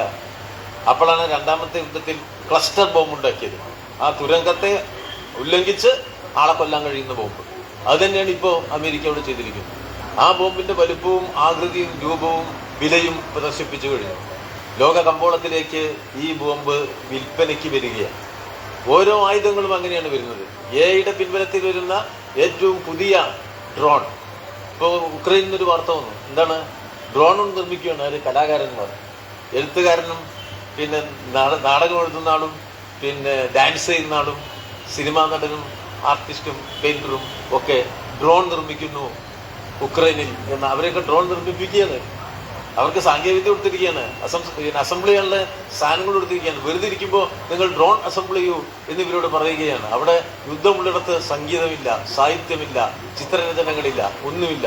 അവിടെ നിങ്ങൾ ഡ്രോൺ നിർമ്മിക്കുക എന്ന് പറഞ്ഞ വാർത്തയിടെ ഞാൻ വായിക്കുകയുണ്ടായി. എത്ര ആപൽക്കരമായ ഒരു സാഹചര്യത്തിൽ നമ്മൾ ചെന്നെത്തുകയാണ്. അപ്പോ ഈ യുദ്ധങ്ങൾ എന്തെന്നാ? യുദ്ധത്തിന്റെ രാഷ്ട്രീയം എന്താ? യുദ്ധത്തിന്റെ രാഷ്ട്രീയം സാമ്രാജ്യത്വത്തിന്റെ മേധാവിത്വ നിലനിർത്തലാണ്. അപ്പോ സ്വാഭാവികമായും ഇന്ന് അപകടകരമായ ഈ യുദ്ധത്തിന്റെ രാഷ്ട്രീയം, സാമ്രാജ്യത്വം, അതിന്റെ അധിനിവേശ നയങ്ങൾ, നിലപാടുകൾ നിലനിർത്തിക്കൊണ്ടുപോകാൻ, മുതലാളിത്തം അതിന്റെ കൊള്ളലാഭം അനേക ശതം വർദ്ധിപ്പിക്കുവാൻ, മറ്റൊരു മാർഗവുമില്ലാത്ത രൂപത്തിൽ അതിന്റെ കൊള്ളലാഭത്തിന്റെ വേഗത വർദ്ധിപ്പിക്കാൻ യുദ്ധങ്ങൾ ഉണ്ടാക്കി മനുഷ്യരാശിയെ കൊന്നൊടുക്കുന്ന ഒരു കാലം സൃഷ്ടിക്കപ്പെട്ടിരിക്കുന്നു. അതുകൊണ്ട് തന്നെ അപകടകരമായ സാമ്രാജ്യത്വത്തിന്റെ ഏറ്റവും ഇത്തരം ഭീഷണമായ മുഖത്തെ അഭിമുഖീകരിച്ച് അതിജീവിക്കാൻ കഴിയുന്ന തരത്തിലേക്കുള്ള രാഷ്ട്രീയത്തെ രൂപപ്പെടുത്തിയെടുക്കുക എന്നത് ഇന്നത്തെ ഏറ്റവും പ്രധാനപ്പെട്ട സാമൂഹ്യ ചുമതലയായിട്ട് മാറിക്കഴിഞ്ഞിരിക്കുകയാണ്. എന്തുകൊണ്ടാണ് സംഭവിച്ചത് എല്ലാവർക്കും അറിവുള്ള ഒരു കാര്യമാണ്. നടപ്പിലാക്കുന്ന മുതലാളിത്ത നയം എന്നത് അത് എല്ലാ നിലയിലും അങ്ങ് മുന്നോട്ട് പോകുന്നില്ല. അതിന് അതിൻ്റെതായ പരിമിതികളുണ്ട്. എല്ലാ വിശദാംശങ്ങളിലേക്കും ഞാൻ പോകുന്നില്ല. ഒക്കെ സാമ്പത്തിക ശാസ്ത്രക്കാരുടെ ഒരു മേഖലയാണ്. പക്ഷെ മുതലാളിത്തത്തിന് സഹജമായ ഏറ്റവും പ്രാധാന്യമേറിയ മുതലാളിത്ത ദൗർബല്യം എന്താ? ഒരു സംശയമില്ല. അത് മാർസും ഏംഗൽസും അവരുടെ കാലത്ത് തന്നെ പറഞ്ഞു വെച്ചിട്ടുണ്ട്. മാർസ് ഏംഗൽസിന് എഴുതുന്ന കത്തുകൾ എപ്പോഴും വലിയ രാഷ്ട്രീയ മീമാംസയുടെയും ദർശനത്തിൻ്റെയും സാമ്പത്തിക ശാസ്ത്രത്തിൻ്റെയും ഒക്കെ അടിസ്ഥാന ശിലകളാണ്. അതിൽ പ്രധാനപ്പെട്ട ഒരു കത്താണ് ചരിത്രത്തിൽ ആദ്യമായി ഈ മുതലാളിത്ത കുഴപ്പം എന്ന പ്രക്രിയയെ അടയാളപ്പെടുത്തിയത്. വളരെ ആഹ്ലാദത്തോടു കൂടി അവർ പരസ്പരം പങ്കുവെച്ച ഒരു ആശയവിനിമയമായിരുന്നു. അപ്പോൾ കുഴപ്പമുള്ള പ്രതിസന്ധിദായകമായ വ്യവസ്ഥയാണ് മുതലാളിത്തം. അതുകൊണ്ടാണ് സോവിയറ്റ് യൂണിയൻ തകർന്നിട്ടും ഏകധ്രുവ ലോകം വന്നിട്ടും 2008 അഗാധമായ സാമ്പത്തിക പ്രതിസന്ധി, വലിയ സാമ്പത്തിക കുഴപ്പം ലോകത്തെ അഭിമുഖീകരിച്ചു. അതിന്റെ പ്രതിഫലനമുണ്ട്. അത് ലോകത്തെ ആകെ മാറ്റിമറിച്ചിട്ടുണ്ട്. അതിന് കരകയറുന്നതിന് വേണ്ടി സ്വീകരിച്ച ഉത്തേജക പാക്കേജുകൾ എന്നത് ഉണ്ടാക്കിയ ആപത്തുണ്ട്. ഉത്തേജക പാക്കേജുകളുടെ ഗുണഭോക്താവായിട്ട് കോർപ്പറേറ്റ് മുതലാളിമാരും അവരുടെ ലാഭവും വർദ്ധിക്കുകയാണ് ചെയ്തത്. വലിയ പങ്ക് ജനതയെ ദാരിദ്ര്യത്തിലേക്ക് അത് മാറ്റിക്കൊണ്ടുപോയി. വലിയ പങ്ക് ജനതയുടെ അധ്വാനം ഇല്ലാതെ, അവരുടെ എല്ലാ സമ്പത്തും അവരുടെ കയ്യിലുള്ളതെല്ലാം ഇല്ലാതെയിരിക്കുകയാണ്. ഗ്ലോബൽ സൗത്തിന്, ലോകത്തിലെ ദരിദ്ര ആളുകൾ താമസിക്കുന്ന പാവപ്പെട്ട മനുഷ്യർ അതിജീവിക്കുന്ന രാജ്യങ്ങളുടെ എല്ലാം നിലനിൽപ്പിൽ തന്നെ അപകടത്തിലാക്കിയിരിക്കും. അമേരിക്കയ്ക്കുണ്ടായ ആപത്താണ്, അവിടെ ഉണ്ടായ തകർച്ചയാണ്, അത് പങ്കുവെച്ച രീതിയാണ്, അത് പരിഹരിക്കുന്നതിന് വേണ്ടി നടത്തിയ പരിശ്രമങ്ങളാണ്. അത് മുഴുവൻ യഥാർത്ഥത്തിൽ പ്രശ്നപരിഹാരത്തിനെ സഹായിച്ചിട്ടില്ല. അത് വലിയ ആപത്തുകളും കുഴപ്പങ്ങളുമാണ് ഉണ്ടാക്കി വെച്ചിരിക്കുന്നത്. ആ കുഴപ്പങ്ങളുടെ തുടർച്ചയിൽ ഇപ്പോൾ 2008 ഈ പ്രതിസന്ധി വന്നപ്പോൾ അമേരിക്ക വല്ലാതെ പുറകോട്ട് പോയി. എന്നാൽ 2008 പ്രതിസന്ധി വന്നപ്പോൾ ചൈന പിടിച്ചു നിന്നു. അവിടെയാണ് പ്രശ്നം.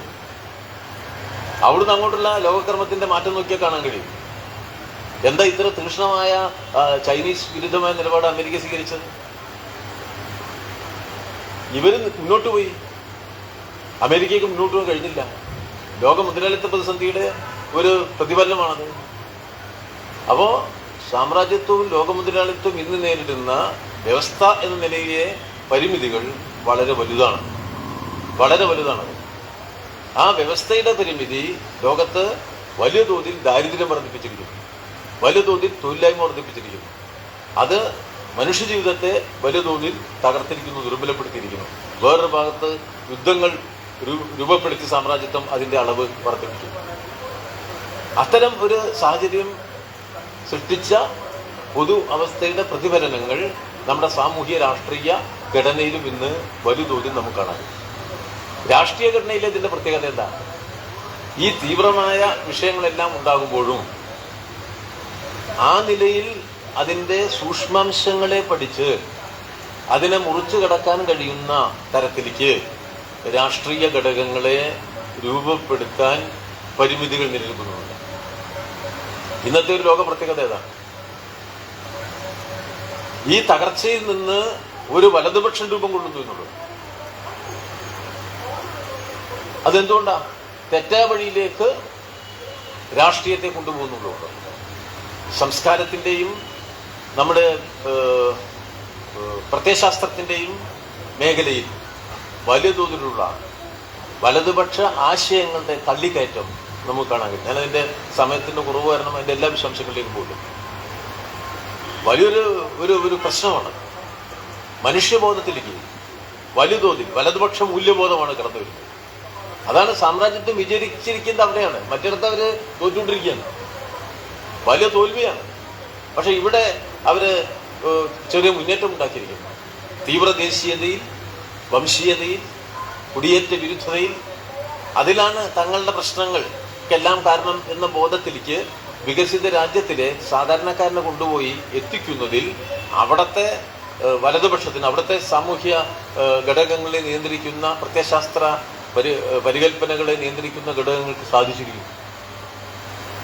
അപ്പൊ അവിടെ വിദ്വേഷത്തിന്റെ ഒരു രാഷ്ട്രീയത്തിന് സുഗമ സാന്നിധ്യം ഉണ്ടായിരിക്കും. ആ സാന്നിധ്യത്തെ ഉപയോഗപ്പെടുത്തിക്കൊണ്ട് വലതുപക്ഷം അധികാരത്തിൽ വരുന്നു. ആ അധികാരത്തിൽ വരുന്ന വലതുപക്ഷം ഇതേ ചൂഷണത്തിന്റെ രാഷ്ട്രീയത്തെ വലിയ തോതിൽ പരിപോഷിപ്പിക്കും. ഇതാണ് ഇന്നത്തെ പ്രത്യേകത. ഈ രൂപത്തിലേക്ക് രാഷ്ട്രീയ വലതുപക്ഷത്തിന്റെ ശാക്തീകരണം വലിയ തോതിൽ വികസിത രാജ്യങ്ങളിൽ നമുക്ക് വളരുന്നതായിട്ട് കാണാം. എന്നാൽ ഈ വലതുപക്ഷത്തിന് ഇത് അങ്ങനെ മുന്നോട്ട് പോകാൻ കഴിയുമോ?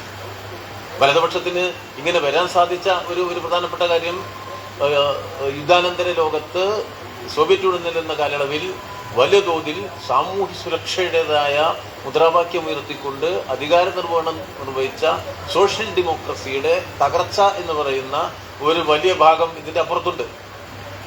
യൂറോപ്പ് ഇപ്പൊ എവിടെ എന്നൊരു ചോദ്യം നമുക്ക് തോന്നും. ഇത്രയും സന്നിഗ്ധമായ സന്ദർഭങ്ങളിൽ നിശബ്ദരായി നിൽക്കാനല്ലാതെ ഒരു ശബ്ദം പോലും പുറപ്പെടുവിക്കാൻ കഴിയാത്ത രാജ്യങ്ങളായിട്ട് ഈ UK-യും ഫ്രാൻസും ജർമ്മനിയും ഒക്കെ മാറിക്കഴിഞ്ഞത് നമുക്ക് കാണാൻ കഴിയും. എവിടെയാണ് ഇവർന്ന് ചോദ്യം നമ്മളുടെ? ഒരു കാലത്ത് ലോകം വെട്ടിപ്പിടിച്ച കോളനികൾ, വെട്ടിപ്പിടിച്ച പ്രമാണിമാരൊക്കെ ഇപ്പൊ ഏത് പുതപ്പിന്റെ കീഴിലാണ് തല കുളുത്തി വെച്ച് ഉറങ്ങുന്നത് എന്ന് നമുക്ക് സംശയം തോന്നും. അതങ്ങനെ നിൽക്കുകയാണ്. അപ്പോ സോഷ്യൽ ഡെമോക്രസി മേധാവിത്വം പുലർത്തിയ രാജ്യങ്ങളാണതൊക്കെ. അവിടെ എന്തൊക്കെ സംഭവിച്ചിരിക്കുന്നു എന്നുള്ളത് നല്ല പഠനം നടത്തേണ്ട ഒരു ഘടകവുമാണ്. അപ്പോൾ സോഷ്യൽ ഡെമോക്രസിയുടെ തകർച്ച, ഈ വലതുപക്ഷത്തിന് എളുപ്പത്തിൽ കയറാൻ കിട്ടിയ അവസരം, ഇതെല്ലാം ഉപയോഗിച്ചുകൊണ്ട് സൃഷ്ടിക്കപ്പെട്ട ഒരു സന്നിഗ്ധമായ സാമൂഹ്യ സാഹചര്യം ഇന്ന് ലോകത്തിരിക്കുകയാണ്. അതിൻ്റെ ഉയർന്ന രൂപമാണ് ട്രംപിനെ കുറിച്ചുള്ള ഒരുപാട് ചർച്ചകൾ ഇവിടെ നടന്നുകൊണ്ട് ഞാനതിൻ്റെ വിശദാംശങ്ങളിലേക്ക് പോകുന്നില്ല. ഈ സന്നിഗ്ധതയിൽ നിന്ന് ഒരു ട്രംപ് ഉണ്ടായിരിക്കുന്നുമില്ല, ഒരു സംശയമില്ല. അത് ഈ മുതലാളിത്ത തകർച്ചയുടെ ഉൽപ്പന്നമാണ്. വ്യവസ്ഥ എന്ന നിലയിൽ വമ്പിച്ച തകർച്ചയാണ് ലോക മുതലാളിത്തത്തിനുണ്ടായിരിക്കുന്നത്.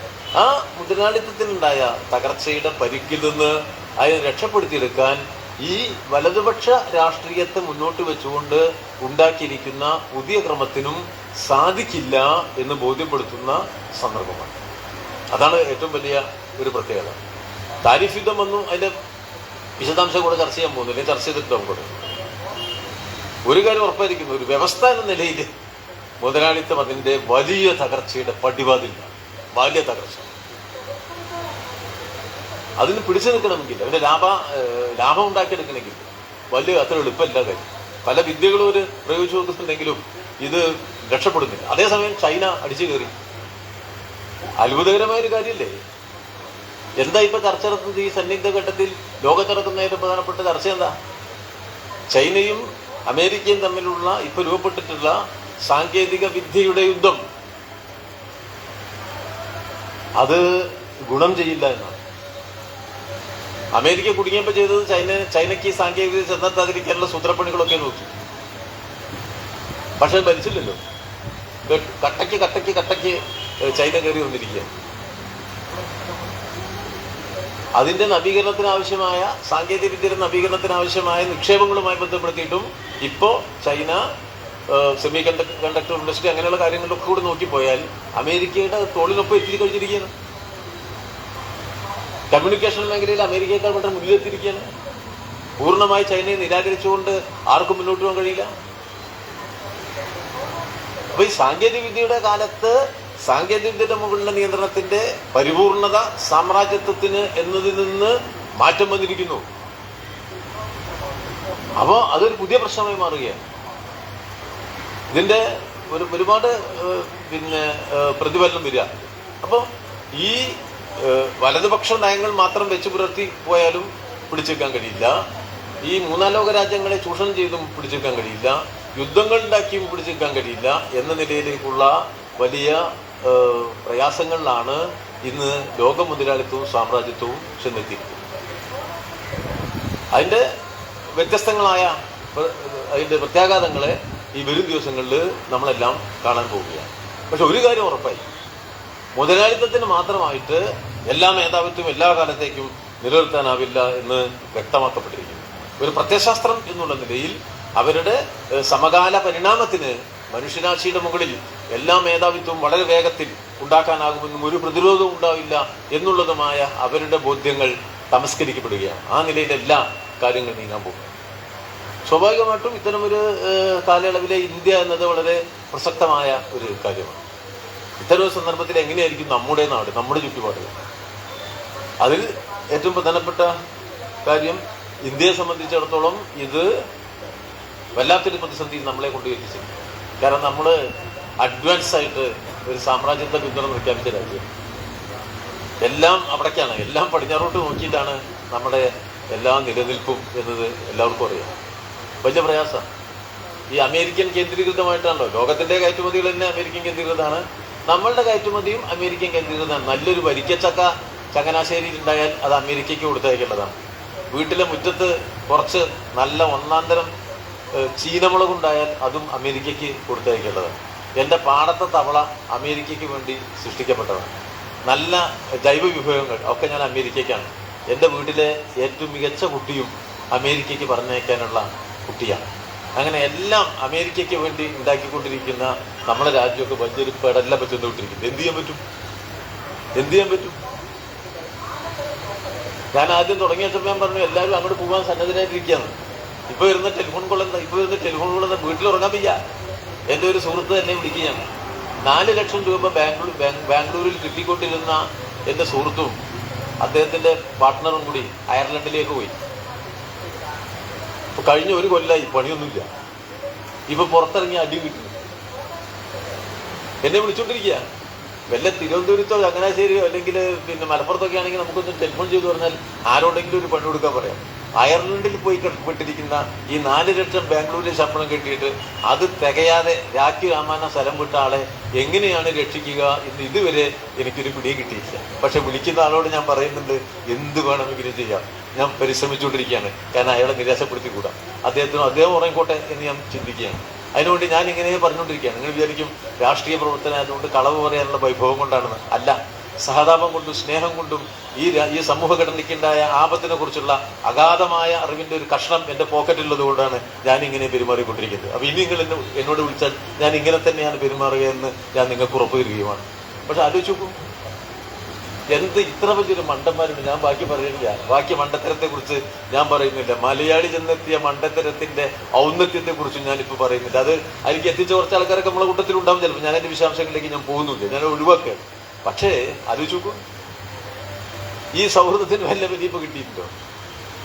മോദി ഇപ്പോൾ ചൈനയിലേക്ക് പോയി, ജപ്പാനിലേക്ക് പോയി, ഇങ്ങനെ സഞ്ചരിച്ചു. എന്താണ് ട്രംപ് തിരഞ്ഞെടുക്കപ്പെട്ട് ജയിച്ചു എന്ന് നമ്മുടെ നാട്ടിൽ പറഞ്ഞ എന്താ? എന്തൊരു അടുത്ത സൗഹൃദം. ഈ ട്രംപ് ഇതൊക്കെ പ്രഖ്യാപിക്കും നമ്മുടെ നാട്ടിലെ ആൾക്കാരെ വിചാരം തരുമോ? ഇവിടേക്ക് ഇതൊന്നും വരില്ലെന്ന്. ഇവിടേക്കൊന്നും വരില്ല, കാരണം അത്ര സൗഹൃദമില്ല. നമ്മൾ മനസ്സിലാക്കേണ്ടത് എന്താ? നമ്മൾ ബോധ്യപ്പെടേണ്ടത് എന്താ? ഒരു വ്യവസ്ഥയുടെ തകർച്ചയത്. വ്യവസ്ഥയോടാണ് സമരം, വ്യക്തിയോടല്ല. നമ്മുടെ സമൂഹത്തിലും അതിന്റെ പ്രശ്നം. ഈ വ്യവസ്ഥയാണ് ഇന്ത്യയിൽ നടപ്പിലാക്കുന്നത്. ഈ തകർന്ന വ്യവസ്ഥയാണ് ഇന്ത്യയിൽ നടപ്പിലാക്കുന്നത്. ആ തകർന്ന വ്യവസ്ഥ ഇന്ത്യയിൽ നടപ്പിലാക്കുമ്പോൾ അതിന്റെ പ്രതിഫലം ഉണ്ടാവില്ലേ? അതിന്റെ പ്രയാസം ഉണ്ടാവില്ല? ഉണ്ടല്ലോ. ഇപ്പോൾ എന്തൊരു തകർച്ചയാണ് നമ്മുടെ നാടിന്. എന്താണ് ഈ ദിവസങ്ങളിൽ നടന്നത്? അദാനി എന്ന് പറയുന്നൊരു മുതലാളിക്ക് കഴിഞ്ഞ 10 കൊല്ലം കൊണ്ട് 1330% ലാഭം വർദ്ധിപ്പിക്കാനായി. 350% ലാഭം നമ്മുടെ അംബാനി വർദ്ധിച്ചു. 10 ലക്ഷം കോടി റുപ്യാണ് അദാനിയുടെ ലാഭം. എത്ര ലക്ഷം കോടി രൂപയാണ് ഇന്ത്യയിലെ ഈ 100 മുതലാളിമാർ ഇപ്പൊ ലാഭം അടിച്ചുകൊണ്ടിരിക്കുന്നത്? ഗവൺമെന്റ് ആർക്ക് വേണ്ടിയാ? ഈ പ്രമാണിമാർക്ക് വേണ്ടിയാ? ഈ തീവ്ര വർഗീയത ഇപ്പൊ നമ്മുടെ നാട്ടിൽ നടപ്പിലാക്കുകയും ജനങ്ങളെ ഭിന്നിപ്പിക്കുകയും ചെയ്യുമ്പോൾ ആ വർഗീയതയുടെ രാഷ്ട്രീയത്തിന്റെ പ്രയോക്താവും അതിന്റെ സംരക്ഷകനും അതിന്റെ സഹായിയും അതിന്റെ എല്ലാ നിലയിലുമുള്ള പരിരക്ഷ നൽകുന്നതും ആരാ? ഈ കോർപ്പറേറ്റ് മുതലാളിത്തമാണ്. കോർപ്പറേറ്റ് മുതലാളിത്തവും നമ്മുടെ വർഗീയതയും സന്ധി ചേർന്ന് സമന്വയിപ്പിച്ചുണ്ടാക്കിയ ഒരു അധികാരഘടനയുടെ കീഴിലാണ് നമ്മളെല്ലാം ഇത് നിൽക്കുന്നത്. ആ അധികാരഘടന നമ്മുടെ ജനാധിപത്യത്തിന്റെ അടിത്തറ തകർക്കുകയാണ്. ഏകാധിപത്യത്തിന്റെ സ്വരമാണ് കേൾക്കുന്നത്. അവിടെ ഒരു അഫിഡവിറ്റ്, ഒരു വാദം ഞാൻ സുപ്രീം കോടതിയിൽ 4 ദിവസം മുമ്പ് കേട്ടു. തെരഞ്ഞെടുക്കപ്പെട്ട സംസ്ഥാന ഗവൺമെന്റിന്റെ മുകളിൽ തന്നെയാണ് ഗവർണർ എന്ന് സ്ഥാപിക്കലാണ്. അവിടുത്തെ മുഖ്യമന്ത്രിയല്ല, ജനങ്ങളല്ല, MLA മാരല്ല, മന്ത്രിമാരല്ല, മുകളിലൊരു ഗവർണറാണ് എന്ന് സുപ്രീം കോടതിയിൽ പോയി ഓരോ സംസ്ഥാന BJP പ്രതിനിധാനം ചെയ്യുന്ന വക്കീലന്മാര് കാശും വാങ്ങി വാദിച്ചുകൊണ്ടിരിക്കുന്നത് നമ്മൾ കേട്ടുകൊണ്ടിരിക്കുകയാണ്. ഇന്ത്യയിൽ ഫെഡറലിസം ഇല്ല, സംസ്ഥാനങ്ങൾക്ക് അധികാരമില്ല എന്ന് അവിടെ പോയിട്ട് സുപ്രീം കോടതിയിൽ പോയി പറഞ്ഞുകൊണ്ടിരിക്കുകയാണ്. എവിടെ എത്തി രാജ്യം? നമ്മൾ ഇതുവരെ കേട്ടതാണോ? നമ്മുടെ ജനാധിപത്യത്തിനും നമ്മുടെ ഭരണഘടനയ്ക്കും ഇതിൽ പരൊരു ആപത്ത് വന്നു ചേരാനുണ്ടോ? എത്ര ഭീകരമായിട്ടാണ് ഈ ഹിന്ദു വർഗീയവാദികളും അവർക്ക് കിട്ടിയ കേന്ദ്രാധികാരവും നമ്മുടെ നാട്ടിൽ വിനിയോഗിക്കപ്പെട്ടിരിക്കുന്നത്. ഇതാ മനോഹരമായ ഒരു ഭരണഘടനത്തിൽ പോകുന്നു. ഒരു പക്ഷി ഇങ്ങനെ പോകുമ്പോഴേ മനോഹരമായ പക്ഷിയാണ് ആ പോയിക്കൊണ്ടിരിക്കുന്നത്. അതിന്റെ തൂവലൊക്കെ അങ്ങ് പറിച്ചു കഴിഞ്ഞിട്ട് അത് നടന്നു പോകുന്ന രംഗം ഉണ്ടാവുമല്ലോ. എങ്ങനെയുണ്ടാവും ആ പക്ഷി? കോഴി തൂവല് കഴിച്ച കോഴി നമ്മൾ പിന്നെ കറി വെക്കാൻ വേണ്ടി റെഡിയാക്കിയ ഒരു കോഴിയില്ലേ, ആ കോഴിയെ നോക്കിയിട്ട് ഇത് മനോഹരമായ പക്ഷിയാണ് എന്ന് പറയുന്നത് പോലെയാണ് BJPക്കാര് നമ്മുടെ ഭരണഘടനയെ മനോഹരമാക്കുന്നത്. ഇതൊക്കെ പറിച്ചു കഴിഞ്ഞിട്ട് പിന്നെ അത് ഞാൻ ഒറ്റ ജോലി ബാക്കിയുള്ളൂ, കട്ട് ചെയ്യാം. ആ നിലയിലേക്കാക്കിയിട്ട് ആ മനോഹരമായ ഒരു പക്ഷി എന്ന് പറയുന്നത് പോലെയുള്ള ബഹുമാനമാണ് ഭരണഘടനയോട് നമ്മുടെ ഭരണവർഗത്തിന് ഇപ്പോഴുള്ളത്. അത്രയേറെ ആപത്കരമായ സ്ഥിതി സൃഷ്ടിക്കുകയാണ്. ഇതാണ് സംഭവിച്ചിരിക്കുന്നത്. ആധുനിക കാലത്തിന്റെ മുതലാളിത്ത പ്രതിസന്ധി വലിയ തോതിൽ വിവിധ രാജ്യങ്ങൾക്കകത്ത് അതിന്റെ ജനാധിപത്യ സംവിധാനത്തിനകത്ത് ആപത്കരമായ ഇത്തരം സംഗതികളെ ഉണ്ടാക്കിയെടുത്തിരിക്കുകയാണ്. നമ്മളെ ആശങ്കപ്പെടുത്തുന്ന പ്രധാനപ്പെട്ട ഘടകമാണ്. അതുകൊണ്ട് തന്നെ ജനാധിപത്യത്തെ പരിരക്ഷിക്കുക, ജനങ്ങളുടെ അവകാശങ്ങളെ പരിരക്ഷിക്കുക എന്നത് ഏറ്റവും പ്രധാനപ്പെട്ടതാണ്. ഇന്ന് ഏത് തരം സംവാദങ്ങളിൽ നമ്മൾ ഏർപ്പെടുമ്പോൾ ദുർബലനായ മനുഷ്യനെ എങ്ങനെ ഈ ആപത്തിൽ നിന്നും സംരക്ഷിച്ചെടുക്കാനാവും എന്നതിനെ കുറിച്ചുള്ള ആലോചനകൾ ഉണ്ടാവണം. വലിയ തോതിൽ നമ്മുടെ സമൂഹത്തിലെ പാവപ്പെട്ട മനുഷ്യന്റെ ജീവിതത്തെ കൂടുതൽ ദുസ്സഹമാക്കുകയും പ്രയാസപ്പെടുത്തുകയും ചെയ്യുന്ന ഈ പുതിയ കാലത്തിന്റെ അതിജീവനത്തെക്കുറിച്ചുള്ള ഗൗരവമേറിയ ആലോചനകൾ.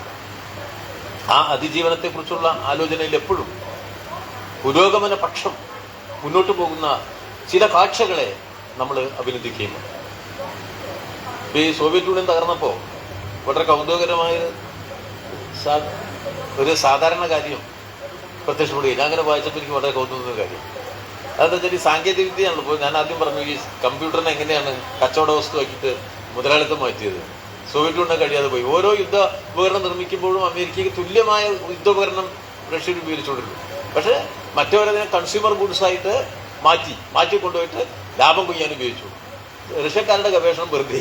ഇതാണ് സംഭവിച്ചു പോയത്.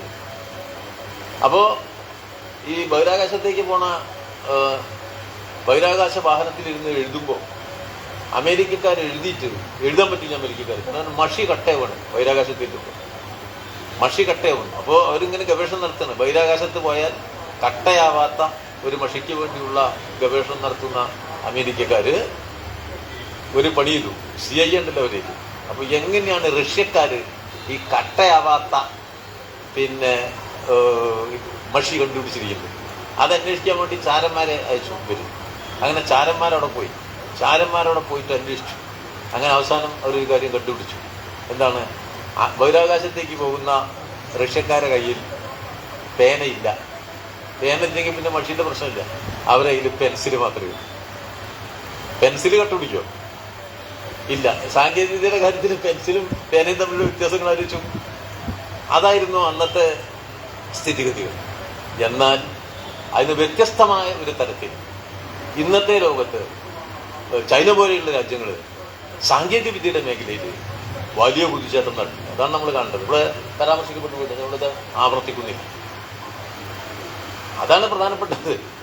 അതിൽ അവരങ്ങ് മുന്നോട്ട് അവരും സോഷ്യലിസ്റ്റ് കമ്പോളം രൂപീകരിക്കുമ്പോൾ ഉൽപാദനത്തെ കട്ടഴിച്ചു വിടുക എന്നതാണ്. അതാണ് പ്രധാനമാണത്. ഉൽപാദനത്തെ കട്ടഴിച്ചു വിടണം.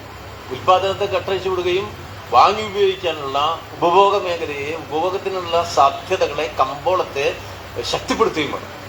സ്വന്തം മാർക്കറ്റ് എന്നത് അതിപ്രധാനമാണ്. ആ സ്വന്തം മാർക്കറ്റിനെ നല്ല നിലയിൽ ഉപയോഗപ്പെടുത്തുക. സ്വന്തം തൊഴിൽ ശേഷിയെ നല്ല നിലയിൽ ഉപയോഗപ്പെടുത്തുക. അതൊരു നല്ല മാതൃകയാണ് അവർ കാണിച്ചത്. US നിന്ന് സാങ്കേതിക വിദ്യയെ ക്ഷണിച്ചു വരുത്തി അവിടുത്തെ തൊഴിൽ ശക്തിയെ ഉപയോഗപ്പെടുത്തി ജപ്പാനിൽ നിന്നും സൗത്ത് കൊറിയയിൽ നിന്നും അമേരിക്കയിൽ നിന്നൊക്കെ കൊണ്ടുവന്ന സാധനങ്ങളെ കൂടി ഉപയോഗപ്പെടുത്തി വിശിഷ്ടമായ ഉപഭോഗ വസ്തുക്കൾ ഉണ്ടാക്കി ലോക കമ്പോളത്തിലേക്ക് കയറ്റി അയക്കാൻ സാധിച്ചു. ആ സാങ്കേതിക വിദ്യകളെ അവരും നവീകരിച്ചു. സാങ്കേതിക വിദ്യയുടെ വലിയ നവീകരണം നടന്നു. ഞാൻ നേരത്തെ പറഞ്ഞ പെൻസിൽ കച്ചവടമല്ല ഈ പുതിയ കാലത്തെ ചൈനയിലുണ്ടായ സാങ്കേതിക വളർച്ച. അതുകൊണ്ടാണ് ഇന്ന് ഈ ലോകത്ത് നമ്മുടെ ടാരിഫ് വാർ മാത്രമല്ല, ചുങ്കത്തിന്റെ യുദ്ധം മാത്രമല്ല, ഈ സാങ്കേതിക വിദ്യയുടെ മേഖലയിലെ വലിയ സങ്കീർണമായ യുദ്ധം തന്നെ നടക്കുകയാണ്. അല്ലെങ്കിൽ അവിടെ അമേരിക്ക ഉണ്ടാക്കിയ മേധാവിത്വത്തോടൊപ്പം എത്താൻ സാധിച്ചിരിക്കുന്നു എന്നുള്ളതാണ്. ഇവിടെയാണ് നാം നമ്മുടെ പരിമിതിയെ മനസ്സിലാക്കുന്നത്. നമുക്കെവിടെ സംഭവിച്ചു പോകുന്നത്? ഈ പുതിയ കാലത്തിന്റെ സാങ്കേതിക വളർച്ചയിലെ ഇന്ത്യയുടെ മികവെന്താണ്? ഏറ്റവും കൂടുതൽ സാങ്കേതിക വിദഗ്ധന്മാരുള്ളത് ഇന്ത്യയിലാണ് എന്നുള്ളതാണ്. അതാണ് ഈ കമ്പ്യൂട്ടർ വന്നപ്പോൾ ഇനിയിപ്പോൾ ഒന്നും പഠിപ്പിച്ചേക്കില്ല. കുട്ടികളൊക്കെ എല്ലാം കൂടി പഠിക്കാൻ പോകുന്നുണ്ട്. അല്ലാണ്ട് പൈസ പോകും. പിന്നെ ഈ കമ്പ്യൂട്ടർ വരികയും അതിൻ്റെ സാങ്കേതിക വിദ്യന്മാരുണ്ടായും അതിലൂടെ പുതിയ ടെക്നോളജിക്കൽ റവല്യൂഷൻ രൂപപ്പെടുകയും വിവരവിജ്ഞാനത്തിൻ്റെ മേഖല കുഴിച്ചുചാടുകയൊക്കെ ചെയ്തപ്പോൾ ഏറ്റവും കൂടുതൽ സാങ്കേതിക വിദഗ്ധന്മാർ നമുക്കാണ്. ഇപ്പം AI വന്നു. AI എന്തെങ്കിലും മോശം അല്ല. സാങ്കേതിക വിദഗ്ധന്മാരുടെ എണ്ണത്തിൽ നമുക്ക് യാതൊരു കുറവുണ്ടാവില്ല. പക്ഷെ നമുക്കുള്ള കുറവ് എവിടെയാ? സാങ്കേതിക വിദ്യയെ നവീകരിക്കുക എന്ന് പറയുന്നൊരു പ്രക്രിയയുണ്ട്. ഇപ്പം ഈ അടുത്ത കാലത്തല്ലേ വലിയ സബ്സിഡി കൊടുത്തിട്ടല്ലേ നമ്മൾ ചിപ്പ് ഉണ്ടാക്കുന്ന ഒരു സ്ഥാപനം ഇവിടെ കൊണ്ടുവന്ന്, ഇപ്പോൾ നമ്മുടെ ഗുജറാത്തിൽ കൊണ്ടുവന്ന് എത്രയാണ് സബ്സിഡി കൊടുത്തത്? നമ്മൾ എത്ര ആയിരം കോടി രൂപ കൊടുത്തു ഒരു അമേരിക്കൻ സ്ഥാപനത്തിന്.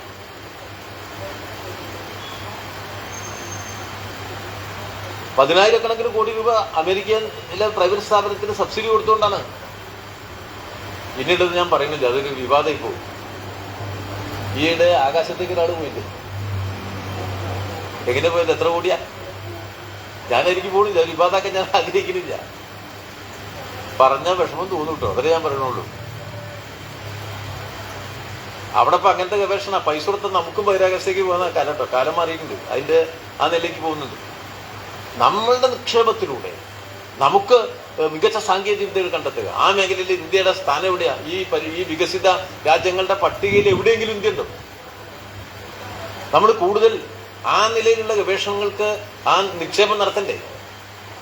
സാങ്കേതിക വിദ്യയുടെ നവീകരണത്തെയും പുതിയ ഈ AI റവല്യൂഷന്റെ കാലത്തെ സാങ്കേതിക വിദ്യാവൽക്കരണത്തിന്റെ മേഖലയിലെ നിക്ഷേപം നടത്തിക്കൊണ്ട് മാത്രമേ നമുക്ക് ഇന്ത്യക്ക് ഈ വലിയ മത്സരത്തിൽ ഈ 140 കോടി ജനങ്ങളുടെ താല്പര്യങ്ങളെ സംരക്ഷിക്കാനും തൊഴിലവസരങ്ങളെ നിലനിർത്താനും സാമൂഹ്യ സാധ്യതകൾ ഉപയോഗപ്പെടുത്താനും സാമ്പത്തിക വളർച്ച ഉണ്ടാക്കാനും സാധിക്കുകയുള്ളൂ. ഏറ്റവും കൂടുതൽ തൊഴിൽ രഹിതരുള്ള രാജ്യം ഇന്ത്യയാണ്. മറ്റെന്താണ്? ആഹ്ലാദ പട്ടികയിൽ 118 അല്ലേ? 110. ദാരിദ്ര്യ പട്ടികയിൽ 105. ഇങ്ങനെ പോകണത് വളരെ പിന്നിൽ കിടക്കുന്ന ഒരു രാജ്യമായിട്ട് ഏറ്റവും കൂടുതൽ സാങ്കേതിക വിദഗ്ധന്മാരുള്ള ഇന്ത്യ മാറേണ്ടത് കേട്ടോ. അവിടെയാണ് നമ്മൾ മനസ്സിലാക്കേണ്ടത്. അവിടെ കുറവുണ്ട് നമുക്ക്. നമ്മുടെ വലതുപക്ഷ വീക്ഷണം നമ്മുടെ വളർച്ചയ്ക്ക് തടസ്സമാണ്. നമ്മളെല്ലായ്പ്പോഴും മനസ്സിലാക്കണം. വളരെ പ്രധാനപ്പെട്ടതായി വലതുപക്ഷ വീക്ഷണം സമൂഹത്തിന്റെ പൊതുമുന്നേറ്റത്തിനും വളർച്ചയ്ക്കും തടസ്സമാണ് എന്ന് നമ്മൾ കൂടുതൽ തിരിച്ചറിയേണ്ടതാണ്. ഇപ്പോൾ ഇന്ത്യയിൽ രൂപപ്പെട്ടിട്ടുള്ള തീവ്ര വലതുപക്ഷ മേധാവിത്വമുള്ള സംഘപരിവാറും ഈ ഹിന്ദുത്വ കോർപ്പറേറ്റ് ഐക്യത്തിലൂടെ രൂപപ്പെട്ട ഭരണ സംവിധാനവും ആശയ പ്രത്യയശാസ്ത്ര മേഖലയിൽ അവർക്കുള്ള മേധാവിത്വവും നമ്മുടെ സമൂഹത്തിന്റെ വളർച്ചയ്ക്ക് ഏറ്റവും വലിയ തടസ്സമുണ്ടാക്കിയിട്ടുണ്ട് എന്ന തിരിച്ചറിവ് നമ്മുടെ സമൂഹത്തിനുണ്ടാവുക എന്നത് ഇന്നത്തെ ഈ ഘട്ടത്തിലെ ഏറ്റവും പ്രധാനപ്പെട്ട ഒരു വസ്തുതയാണ്. ഇപ്പൊ ഇവിടെ സംസാരിച്ചപ്പോൾ പറഞ്ഞു ഇവരോടൊക്കെ സംസാരിക്കാൻ തുടങ്ങിയിരിക്കുന്നു. നല്ല കാര്യം, നന്നായി. ഒരു അമേരിക്കൻ കേന്ദ്രീകൃതമായിട്ട് മാത്രം, US കേന്ദ്രീകൃതമായിട്ട് മാത്രം ഇന്ന് ലോകഘടനയിലെ കാര്യങ്ങളെ നിർണ്ണയിക്കാനും നിശ്ചയിക്കാനും ആവില്ല. ലോക മുതലാളിത്തത്തിന്റെ കുഴപ്പം കൊണ്ട് 2008 തന്നെ അത് ബോധ്യപ്പെട്ടു കഴിഞ്ഞു. ഏകധ്രുവ ലോകമായിട്ട് മുന്നോട്ട് പോകാൻ കഴിയില്ല. ഒരു രാജ്യത്തേക്ക് മാത്രമുള്ള കയറ്റുമതിയുമായിട്ട് നമുക്കിനി മുന്നോട്ട് പോകാൻ കഴിയില്ല. ആ രാജ്യത്തിന് തന്നെ നിലനിൽക്കാൻ അവർക്ക് എളുപ്പവഴികളും യുദ്ധങ്ങളും ഉണ്ടാക്കേണ്ടി വരികയാണ്. പിടിച്ചു നിൽക്കാനുള്ള പരിമിതികൾ അവർക്കുണ്ടായിട്ടുണ്ട്. നാളെ ഇതില്ലാതാകും എന്നല്ല അതിന്റെ അർത്ഥം. നാളെ അമേരിക്കയുടെ മേധാവിത്വം ഇല്ലാതാകും എന്നൊന്നും ആർക്കും കരുതാൻ കഴിയില്ല. പക്ഷെ ഒരു കാര്യം ഉറപ്പായി, ഇളകിക്കഴിഞ്ഞിരിക്കുന്നു എന്നുള്ളതാണ്. അത് മുതലാളിത്ത വ്യവസ്ഥയുടെ തകർച്ച തന്നെയാണ് അതിൽ നമ്മൾ കണ്ടുകൊണ്ടിരിക്കുന്നത്. അതുകൊണ്ട് മുതലാളിത്തത്തെ സൂക്ഷ്മ വിശകലനം ചെയ്തുകൊണ്ട് മാത്രമേ നമുക്ക് മുതലാളിത്തത്തെ മുറിച്ചു കടക്കാനുള്ള രാഷ്ട്രീയ പ്രവർത്തനത്തെ മുന്നോട്ട് കൊണ്ടുവരാവൂ. ആ നിലയിൽ കാര്യങ്ങളെ വിശകലനം ചെയ്യുന്ന ഒരാളുടെ മുന്നിലേക്ക് വളരെയേറെ ആത്മവിശ്വാസം ജനിക്കുന്ന തരത്തിലേക്കുള്ള കാര്യങ്ങളാണ് ലോകഘടനയിൽ ഉള്ളത്. പക്ഷേ ആ ആത്മവിശ്വാസം കൊണ്ട് കാര്യങ്ങളെ ആകെ പരിഹരിക്കാൻ കഴിയില്ല.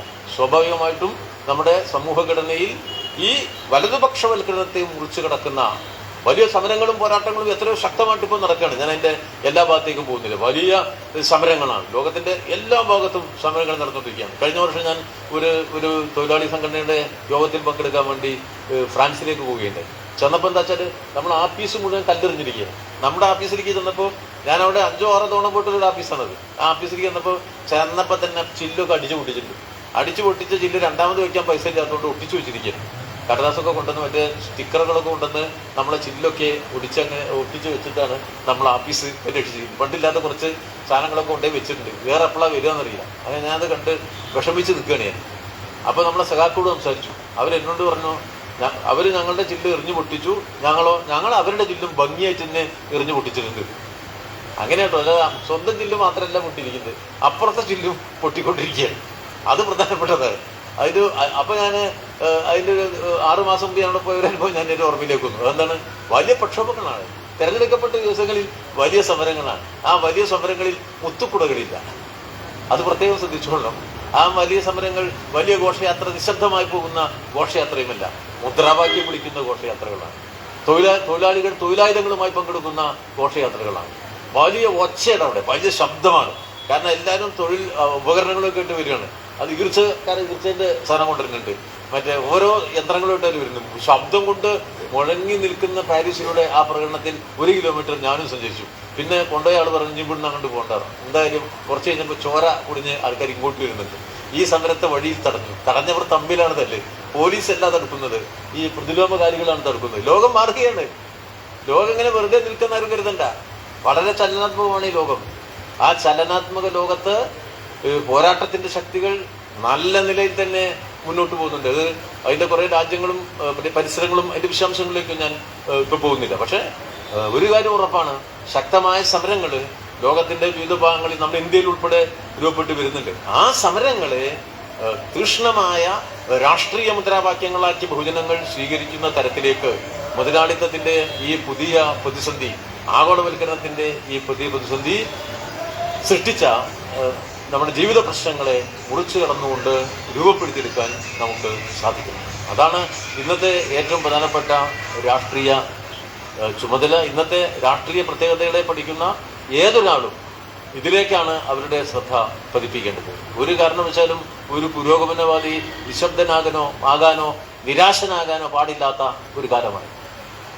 ഏത് വ്യവസ്ഥക്കെതിരായി ഏത് വ്യവസ്ഥയെ മാറ്റിമറിക്കണമെന്ന് നമ്മൾ ആഗ്രഹിക്കുന്നുവോ ആ വ്യവസ്ഥ അതിന്റെ ചരിത്രത്തിലെ ഏറ്റവും വലിയ പ്രയാസകരമായ ഒരു ഘട്ടത്തിൽ ചെന്നെത്തിയിരിക്കുകയാണ്.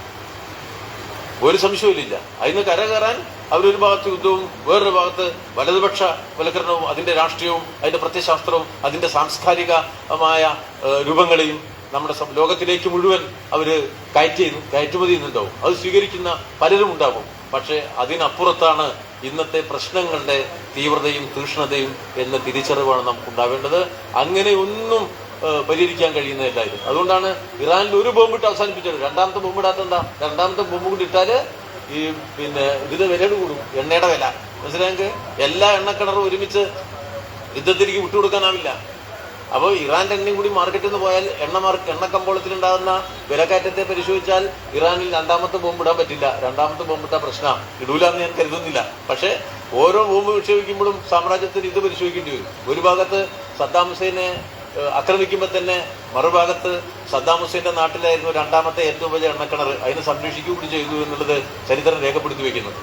അതുകൊണ്ട് തന്നെ മുതലാളിത്തം അതിന്റെ പരിരക്ഷയ്ക്ക് വേണ്ടിയുള്ള പല തരത്തിലുള്ള പ്രവർത്തനം ഇപ്പൊ നടത്തുന്നുണ്ടാവും. അതിന്റെ രാഷ്ട്രീയ പ്രവർത്തനങ്ങൾ ഉണ്ടാവും, സാംസ്കാരിക മേഖലയിലെ പ്രവർത്തനം ഉണ്ടാവും, സാമ്പത്തിക മേഖലയിലെ പ്രവർത്തനങ്ങൾ ഉണ്ടാവും. പക്ഷെ അതുകൊണ്ടൊന്നും അവർക്ക് ഇന്ന് രൂപപ്പെട്ടു വന്ന ഈ പ്രതിസന്ധിയെ മുറിച്ചെടുക്കാൻ കഴിയില്ല. കാരണം അത് വ്യവസ്ഥയുടെ പ്രതിസന്ധിയാണ്. അതിനെ മുറിച്ചു കടക്കാൻ ഇവർക്ക് കഴിയില്ല. പക്ഷേ അതിന്റെ അപ്പുറത്തേക്ക് ജനകീയ മുന്നേറ്റങ്ങളെ ശക്തിപ്പെടുത്താനും അതിനെ രാഷ്ട്രീയ മാനങ്ങൾ രൂപപ്പെടുത്താനും രാഷ്ട്രീയ പൊതുബോധ നിർമ്മിതി നടത്താനും അതിലൂടെ ബഹുജന പോരാട്ടങ്ങളും പ്രക്ഷോഭങ്ങളും രൂപപ്പെടുത്താനും കഴിയുക എന്നതും അതിപ്രധാനമാണ്. കേരളത്തിൽ ജീവിക്കുമ്പോൾ ആ നിലയിലുള്ള ഒരു പ്രതിരോധ പ്രവർത്തനം നല്ല നിലയിൽ നടക്കുന്ന ഒരു സംസ്ഥാനമാണ് കേരളം എന്ന തിരിച്ചറിവ് നമുക്കുണ്ടാവണം. ഇപ്പൊ കേരളത്തിലൊരു ഇടതുപക്ഷ ഗവൺമെന്റുണ്ട്, അതിന്റെ എല്ലാ ഭാഗത്തേക്കും ഞാൻ പോകുന്നില്ല. പക്ഷേ ഇത്തരം ഒരു കാര്യവിചാരം നടത്തുമ്പോൾ കേരളത്തിലെ ഇടതുപക്ഷം എന്നതും കേരളത്തിലെ ഇടതുപക്ഷ ഗവൺമെന്റ് എന്നുള്ളതും ഇന്നത്തെ ലോക സാമൂഹ്യ ഘടനയുടെയും രാഷ്ട്രീയ ഘടനയുടെയും സാംസ്കാരിക ഘടനയുടെയും ഒക്കെ പശ്ചാത്തലത്തിൽ നിന്നുകൊണ്ട് പരിശോധിക്കുമ്പോൾ നമ്മുടെ സമൂഹത്തിലെ ഏറ്റവും വലിയ സമരായുധമാണ് എന്ന തിരിച്ചറിവുണ്ടാകും. ആ സമരായുധം അത് ഇല്ലാതാക്കാനുള്ള വലതുപക്ഷ ഗൂഢാലോചന നടക്കുന്നുണ്ട്. ഒരു തെരഞ്ഞെടുപ്പൊക്കെ കഴിഞ്ഞ് വരാൻ പോവുക, മൂന്നാമത്തെ തവണയും ഇടതുപക്ഷം ജയിക്കുക എന്നൊക്കെ പ്രസംഗിക്കുമ്പോൾ എളുപ്പമായിരിക്കും, പ്രസംഗിച്ചാൽ കയ്യടിക്കാനും ആളുണ്ടാവും. പക്ഷെ മൂന്നാമത്തെ തവണ ജയിപ്പിച്ചെടുക്കുക എന്നത് വളരെ ശ്രമകരമായ ഒരു കാര്യമാണ് എന്ന് നമ്മൾ മനസ്സിലാക്കിക്കൊണ്ട് നന്നായി കഠിന പ്രയത്നം നടത്താൻ നമ്മളെല്ലാം തയ്യാറാവുക എന്നുള്ളത് കേരളത്തിലൊരു തുടർഭരണം എന്നതിനപ്പുറത്തേക്ക് ഇന്നത്തെ ലോകക്രമത്തിന്റെ സവിശേഷതകളിൽ പോരാടുന്ന ജനതയ്ക്കുള്ള വലിയ ആത്മവിശ്വാസം നൽകുന്ന ഒരു കേരളത്തിന്റെ ഇടപെടൽ കൂടിയാവും എന്ന തിരിച്ചറിവ് നമുക്കുണ്ടാവുക എന്നതും ഇന്നത്തെ ലോകഘടനയുടെ സവിശേഷതയിൽ രാഷ്ട്രീയത്തെ സംബന്ധിച്ച് വിശകലനം ചെയ്യുമ്പോൾ നമ്മുടെ മനസ്സിലേക്ക് വരേണ്ട കാര്യമാണ്. ആ നിലയിൽ വളരെയേറെ വേഗത്തിൽ മാറിക്കൊണ്ടിരിക്കുന്ന വളരെയേറെ പുതിയ സങ്കീർണതകൾ സൃഷ്ടിക്കുന്ന ഒരു സാഹചര്യം സൃഷ്ടിക്കപ്പെട്ടിട്ടുണ്ട്. ഇത് ഒറ്റപ്പെട്ട സംഭവങ്ങളിലൂടെയോ ഒറ്റപ്പെട്ട വ്യക്തികളുടെയോ അല്ലെങ്കിൽ പരാമർശങ്ങളുടെയും ഭ്രാന്തിന്റെയും മാത്രം ഭാഗമല്ല. വ്യവസ്ഥ എന്നുള്ള നിലയിൽ മുതലാളിത്തം അഭിമുഖീകരിക്കുന്ന പ്രതിസന്ധിയുടെ ഏറ്റവും ഉയർന്ന രൂപം തന്നെയാണ്. ഇതിനപ്പുറത്ത് എന്ത് എന്ന ചോദ്യത്തിലേക്ക് ഒരു നിസ്സംശയം ആ മുതലാളിത്തത്തെ തകർക്കാനുള്ള ശക്തികൾ തൊഴിലാളി വർഗം ഈ പ്രതിസന്ധിയിൽ നിന്ന് കരുത്ത് കണ്ടെത്താനുള്ള വസ്തുവകകളെ തിരഞ്ഞു പിടിച്ച് പോരാട്ട പോർമുഖങ്ങൾ തുറക്കും എന്നുള്ള പ്രതീക്ഷയാണ് ഇത്തരം ഒരു കാര്യത്തെക്കുറിച്ചുള്ള കാര്യവിചാരം നടത്തുമ്പോൾ എൻ്റെ മനസ്സിലുള്ളത്. തീർച്ചയായും ആ പ്രതീക്ഷ നിങ്ങളുമായി പങ്കുവെച്ചുകൊണ്ട് ഞാൻ എൻ്റെ വാക്കുകൾ അവസാനിപ്പിക്കുകയാണ്.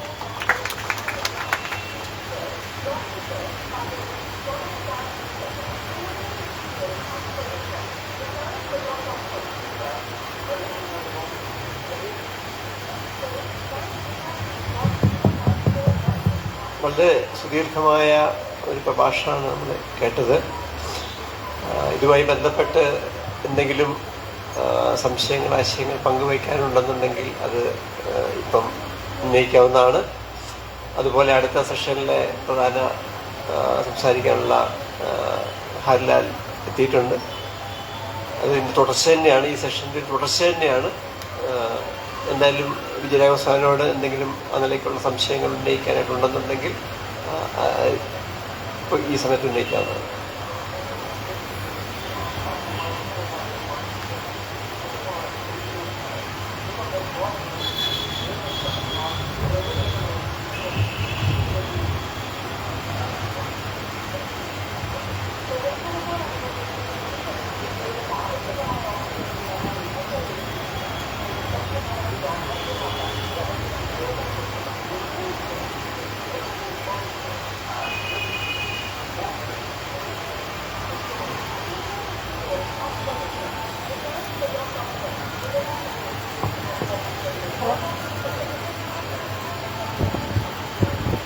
ചൈന, ഇന്ത്യ, റഷ്യ കൂടിച്ചേരലിൽ വ്യാപാര താല്പര്യങ്ങൾക്ക് അപ്പം ഉള്ള രാഷ്ട്രീയ ഉള്ളടക്കത്തിലേക്ക് വികസിക്കാൻ സാധ്യതയുണ്ടെന്ന് കരുതുന്നുണ്ടോ?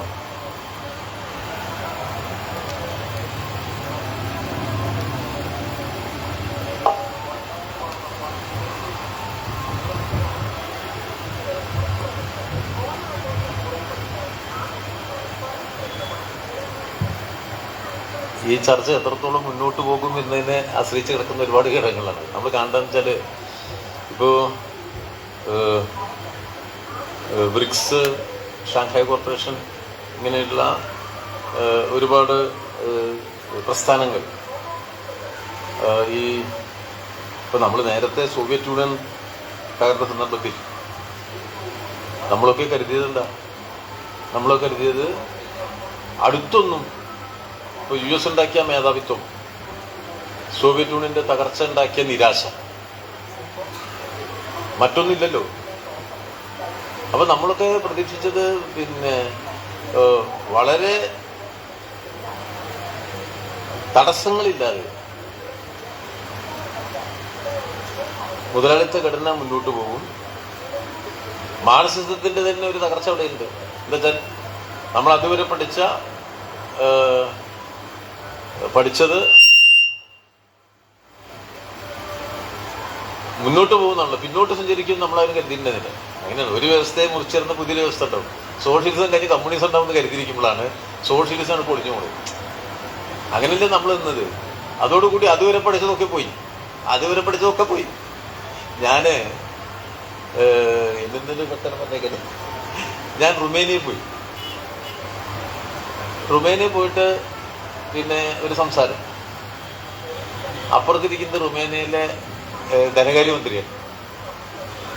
അദ്ദേഹം നല്ല ഒരു മാന്യനാണ്. കാരണം അദ്ദേഹത്തിന്റെ മുമ്പുള്ള ധനകാര്യമന്ത്രി എന്താ വെച്ചാൽ അവിടെയുള്ള എല്ലാ സാധനവും കൂടി തൂക്കിയിട്ട് വിറ്റു. എന്നിട്ട് അയാൾ സ്വിറ്റ്സർലൻഡിലേക്ക് പോയി.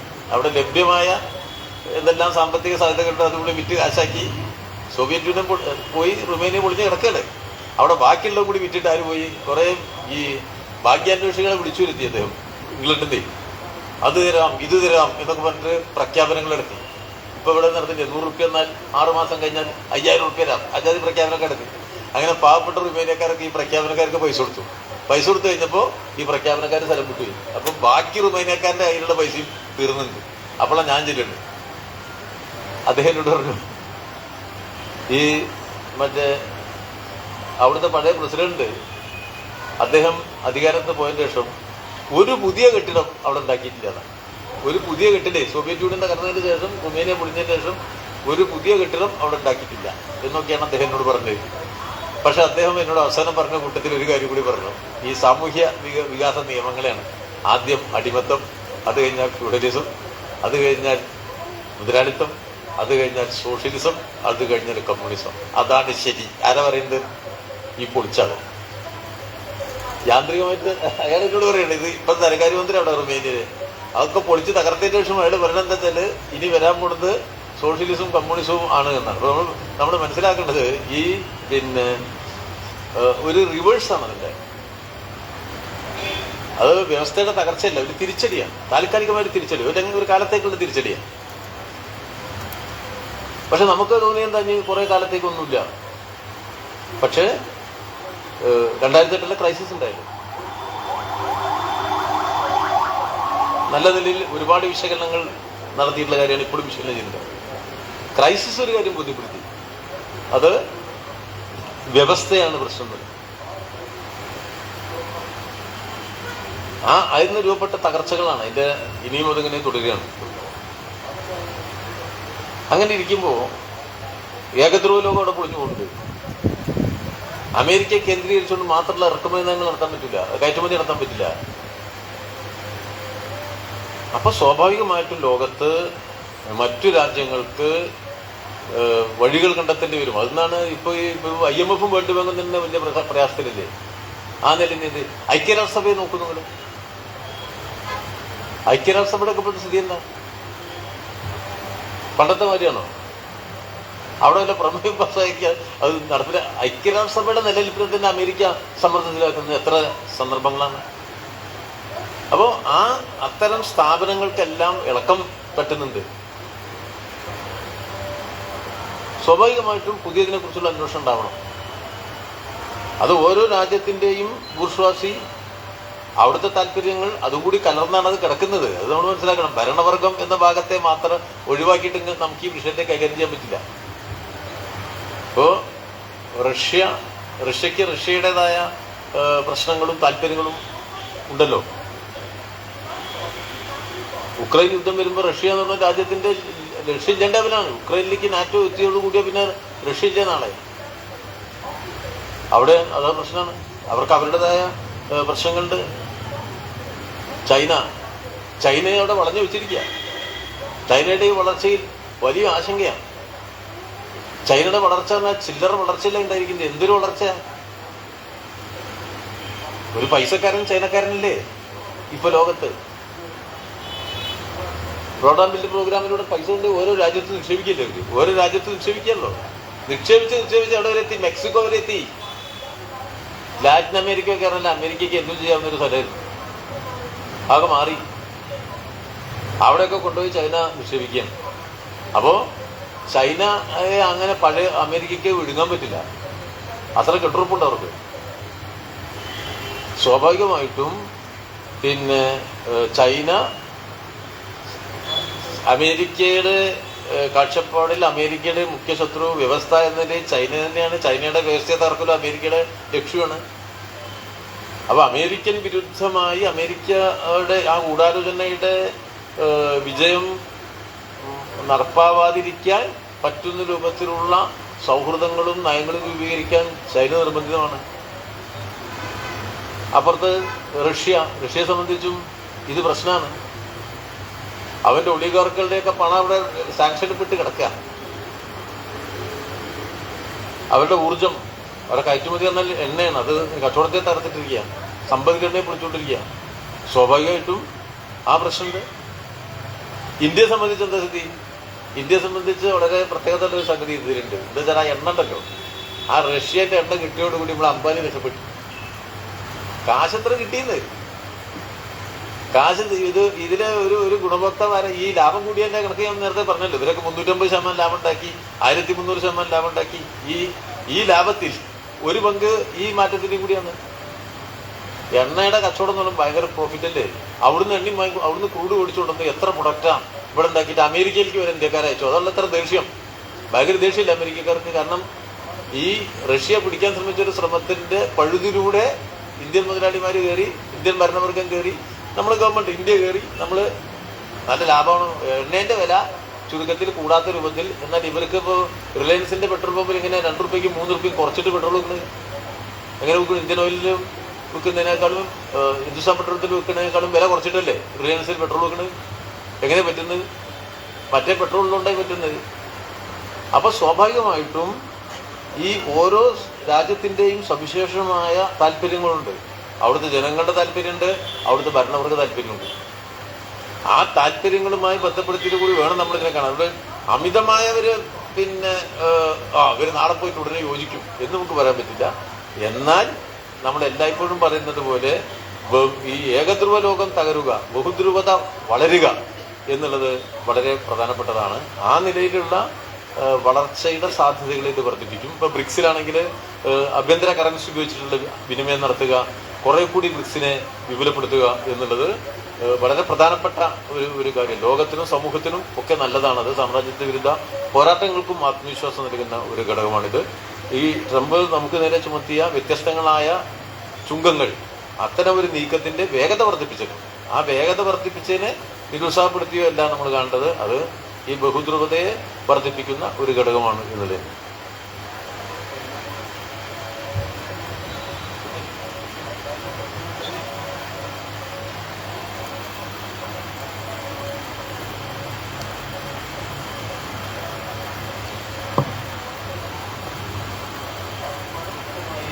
മുൻപേ ചോദിച്ച ചോദ്യവുമായി ബന്ധമുള്ള ഒരു ചോദ്യമാണ്.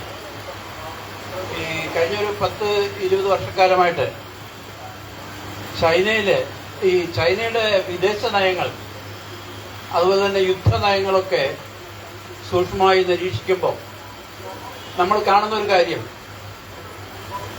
ചൈന ഈ കാലയളവിൽ ലോകത്തിന്റെ വർക്ക്ഷോപ്പായിട്ട് മാറി, വലിയ ശക്തിയായിട്ട് മാറി, സാമ്പത്തിക ശക്തിയായിട്ട് മാറി. ഇപ്പോൾ സഹോ പറഞ്ഞതുപോലെ ലോകത്തിന്റെ എല്ലാ ഭാഗത്തും അവര് ഇൻവെസ്റ്റ് ചെയ്യുന്നു. റോഡ് ആൻഡ് ബെൽറ്റ് സ്കീമിലൂടെയും അല്ലാതെയും മെക്സിക്കോയിലും ലാറ്റിൻ അമേരിക്കയിലും ആഫ്രിക്കയിലും ഏഷ്യൻ രാജ്യങ്ങളിലും എല്ലാം അവർ ഇൻവെസ്റ്റ് ചെയ്യുന്നു. പക്ഷേ ഇതൊക്കെ ചെയ്യുമ്പോഴും ചൈന ഏതെങ്കിലും തരത്തിലുള്ള സൈനിക സംഘർഷങ്ങളിലേക്ക് ലോകത്തിന്റെ ഒരു ഭാഗത്തും പോകാതിരിക്കാൻ പ്രത്യേകം ശ്രദ്ധിച്ച ഒരു രാജ്യമാണ്. ഇപ്പൊ ഹോങ്കോങ്ങിലും അല്ലെങ്കിൽ തൈവാനിലും ഉള്ള ചില ചെറിയ സംഘർഷങ്ങൾ ഒഴിച്ചാൽ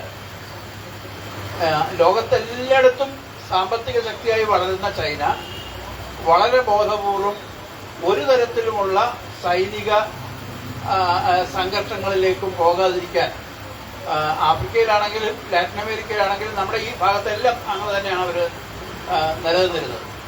അവര് വളരെ വളരെ ഒരു ഫോക്കസ്ഡ് ആയിട്ടുള്ള തന്ത്രം, അതായത് സാമ്പത്തിക രംഗത്ത് ലോകത്തെ ഏറ്റവും വലിയ ശക്തിയായി മാറുക എന്നുള്ള ഒരു പർട്ടിക്കുലർ ലക്ഷ്യത്തിലേക്ക് ഫോക്കസ് ചെയ്ത് പോകുമായിരുന്നു. പക്ഷെ അതിനിടയിലാണ് വളരെ അപ്രതീക്ഷിതമായി ഈ ഇന്ത്യയുമായിട്ടുള്ള ആ ഒരു സംഘർഷം കഴിഞ്ഞ 2 വർഷം മുമ്പ് ഉണ്ടായത്. അതിനു മുമ്പ് തന്നെ ഇന്ത്യയും ചൈനയും തമ്മിലുള്ള ബന്ധം സ്ട്രെയിൻഡാണ്. പക്ഷേ ഈ ഒരു സംഘർഷം വളരെ അൺലൈക്ക് ചൈനയായിരുന്നു. കാരണം എത്രയോ കാലമായിട്ട് ഒരു രാജ്യവുമായിട്ടും ഒരു തരത്തിലുള്ള സംഘർഷത്തിന് പോകാതിരിക്കാൻ പ്രത്യേകമായി ശ്രദ്ധിക്കുന്ന ഒരു രാജ്യമാണ് ഈ ഒരു സംഘർഷത്തിലേക്ക് ഇന്ത്യയുമായിട്ട് പോയത്. പക്ഷെ ഇപ്പോ ഈ ട്രംപിന്റെ താരിഫ് കാരണം അന്നുണ്ടായ ആ വലിയ മിസ്അണ്ടർസ്റ്റാൻഡിങ് മാറി ഇന്ത്യയും ചൈനയും തമ്മിലുള്ള ഒരു ബന്ധം നോർമൽ ആവാനുള്ള ഒരു സാഹചര്യം വരുന്നുണ്ട്. അപ്പോൾ എനിക്ക് ചോദിക്കാനുള്ളത്, ഇതിനെക്കുറിച്ച് നമുക്ക് കൂടുതൽ മനസ്സിലാക്കാൻ കഴിഞ്ഞിട്ടുണ്ടോ എന്നുള്ളതാണ്. അതായത് ചൈന ഒരുപാട് കാലമായിട്ട് ഒരു രാജ്യവുമായിട്ടും സംഘർഷത്തിന് പോകാതിരുന്ന, സാമ്പത്തിക വളർച്ചയിൽ മാത്രം ഫോക്കസ് ചെയ്തിരുന്ന ചൈനൈകമായിട്ട് എന്തുകൊണ്ടാണ് ഇന്ത്യ ഒരു സംഘർഷത്തിലേക്ക് പോകുന്ന സാഹചര്യം വന്നത്? അതിനെക്കുറിച്ചുള്ള വിലയിരുത്തലുകളുണ്ടോ? കുറച്ച് കോൺട്രവേഴ്സ്യൽ ആയിട്ടൊരു ചോദ്യമാണ് എനിക്കിപ്പോഴും.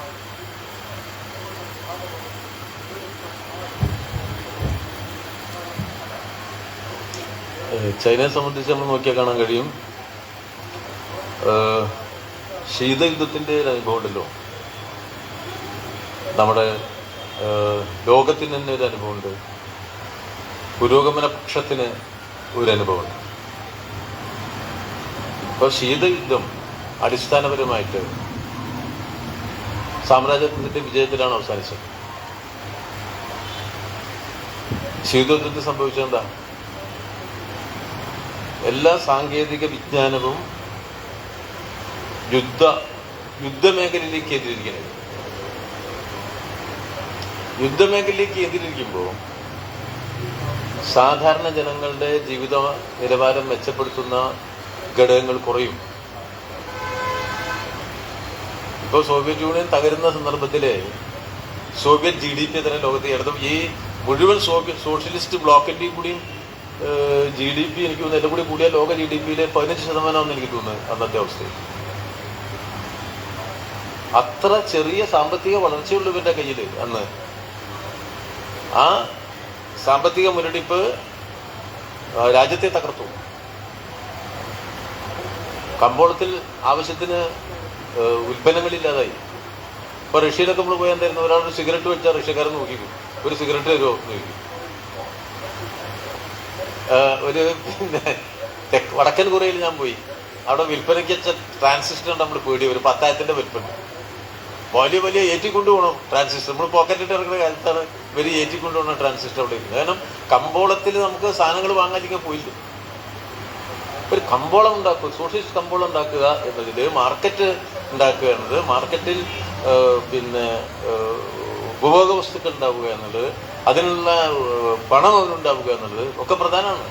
കൺസ്യൂമർ വാങ്ങാനുള്ള ശേഷി, മാർക്കറ്റ്, ഇതെല്ലാം കൂടി കമ്പൈൻഡ് ആയിട്ട് കിടക്കില്ല. അപ്പോൾ ഒരു യുദ്ധം ഒഴിവാവുക, സാങ്കേതിക വിദ്യാ വിപുലീകരണം നടത്തുക, ഉൽപാദനം കട്ടഴിച്ചു വിടുക, ഉപഭോഗം പരമാവധി വർദ്ധിപ്പിക്കുക. ഈ നിലയിൽ ഒരു സമ്പദ്ഘടനയാണല്ലോ ചൈന കഴിഞ്ഞ കുറേ വർഷങ്ങളായിട്ട് രൂപപ്പെടുത്തിയിരിക്കുന്നത്. നമുക്ക് പോലും ആശങ്കയുണ്ട്. ചില സാമ്പത്തിക വിദഗ്ധന്മാർ വലിയ തോതിൽ ചൈനയെ വിമർശിക്കുകയുണ്ടായി. ഇത് മുതലാളിത്തമാണ് എന്ന് അടിസ്ഥാനപരമായി വിശ്വസിച്ച പുരോഗമന പിന്നെ വാദികളായ സാമ്പത്തിക വിദഗ്ധരെ ഞാൻ കണ്ടിട്ടുണ്ട്. പക്ഷേ ഒരു കാര്യത്തിൽ അവർ വിജയിച്ചു, ഇതിലവർ വിജയിച്ചു. ടെക്നോളജിയൊക്കെ അവിടുന്ന് ഇവിടുന്ന് കൊണ്ടുവന്ന ടെക്നോളജിയെ, ഞാൻ ഇപ്പോൾ ഇതിൻ്റെ വിശദാംശങ്ങളിലേക്ക് പോകുന്നില്ല, ഓരോ ലഭ്യമായ ടെക്നോളജിയെ നവീകരിച്ചു. സൈനിക ശേഷിയും നല്ല നിലയിൽ തന്നെ അവർ മെച്ചപ്പെടുത്തിയിട്ടുണ്ട്. ഒരു സൈനിക ശക്തി അല്ല ചൈന എന്ന് പറയാൻ പറ്റില്ല. ഏറ്റവും നവീകരിച്ച സാങ്കേതിക വിദ്യയാൽ നവീകരിക്കപ്പെട്ട സൈനിക ശേഷി ചൈനയ്ക്കുണ്ട്. ഇപ്പോൾ ചൈനയെക്കുറിച്ചൊരു പിന്നെ പഠനം നടത്തിക്കൊണ്ട് ഈയിടെ ഞാൻ വായിച്ചത്, ചൈനയുടെ ഈ സൈനിക ശേഷി എവിടെയും ഉപയോഗിച്ചതായ എക്സ്പീരിയൻസ് ഇല്ലാണ്. അപ്പോൾ അരിലാൽ ചോദിച്ചു ഇതിൻ്റെ വിപരീതമാണ്. അമേരിക്കയൊക്കെ ഇടയ്ക്ക് ഓരോ സ്ഥലത്ത് പരീക്ഷണം നടത്തുന്നത്. ഞാൻ നേരത്തെ പറഞ്ഞല്ലോ, ഓരോ യുദ്ധവും ഒരു പുതിയ ആയുധത്തിൻ്റെ പരീക്ഷണമാണ്. അതാണ് യുദ്ധം. യുദ്ധം എന്നാൽ ഒരു പുതിയ നവീകരിച്ച ആയുധം ഉണ്ടാക്കുന്നു. ഇപ്പോൾ ഏറ്റവും AI ടെക്നോളജി പോകുന്ന ഡ്രോൺസ് ഉണ്ടാക്കുന്നു. ഈ ഡ്രോൺസ് വിൽക്കാനാണ് മാർക്കറ്റിൽ, അതിനാണ് യുദ്ധം. ഒരു പുതിയ ക്ലസ്റ്റർ ബോംബ് ഉണ്ടാക്കുന്നു, അത് വിൽക്കാനാണ് യുദ്ധം.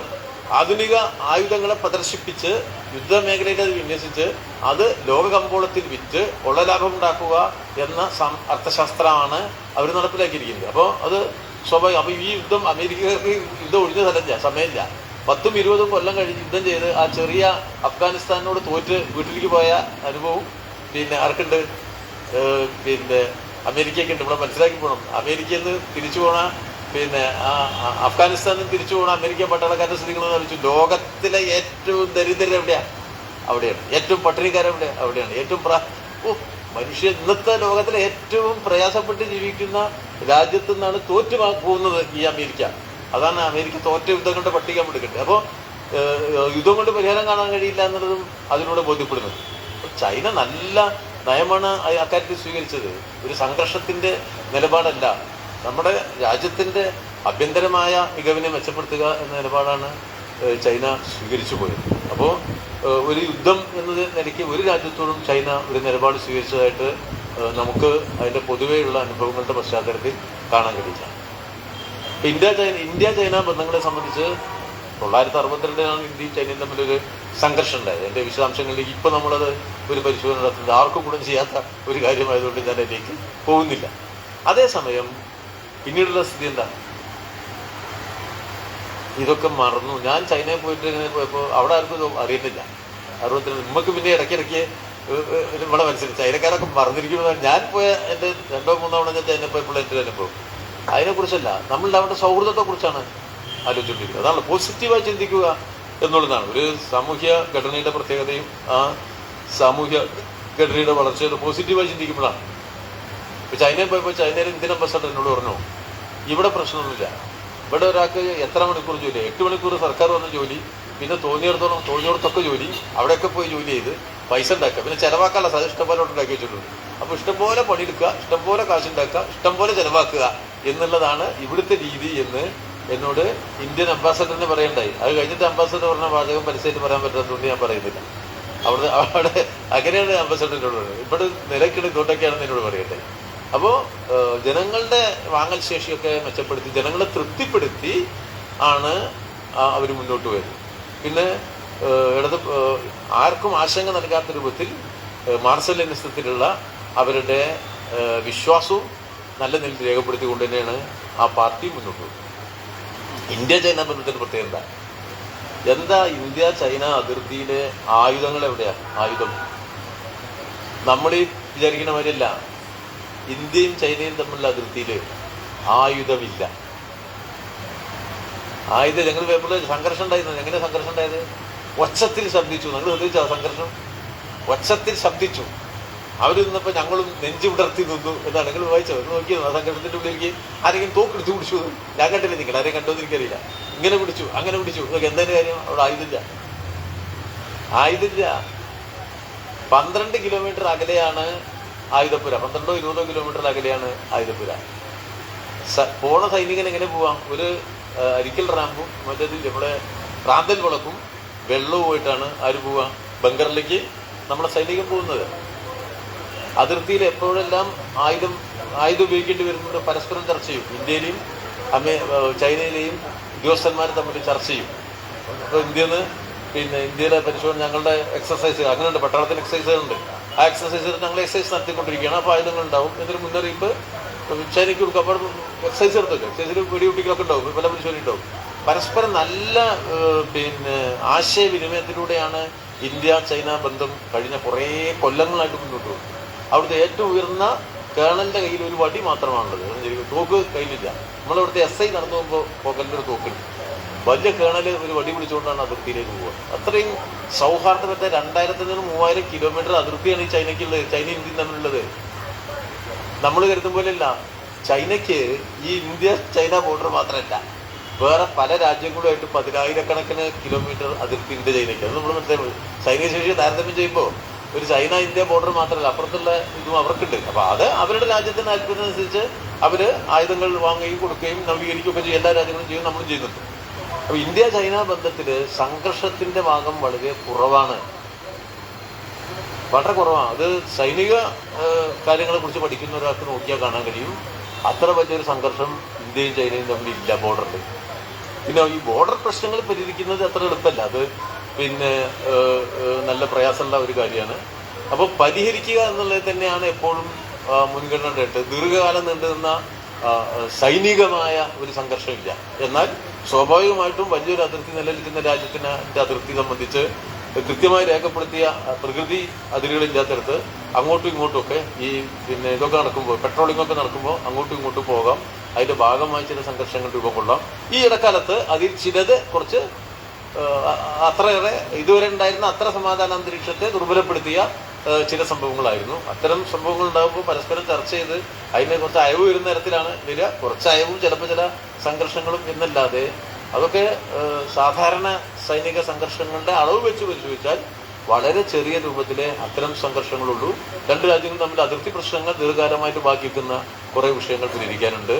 ഇപ്പോൾ നമ്മൾ കാണുന്നത് എപ്പോഴും ഇത്തരം സംഘർഷങ്ങൾ ലേശം മൂർച്ഛിക്കുന്നു എന്ന ഘട്ടം വരുമ്പോൾ രണ്ട് രാജ്യങ്ങളും അത് ഒരു പരിധി വിട്ടു അതിരിക്കാനുള്ള വലിയ പക്വത കാണിക്കുന്നുണ്ട് എന്നുള്ളതാണ്.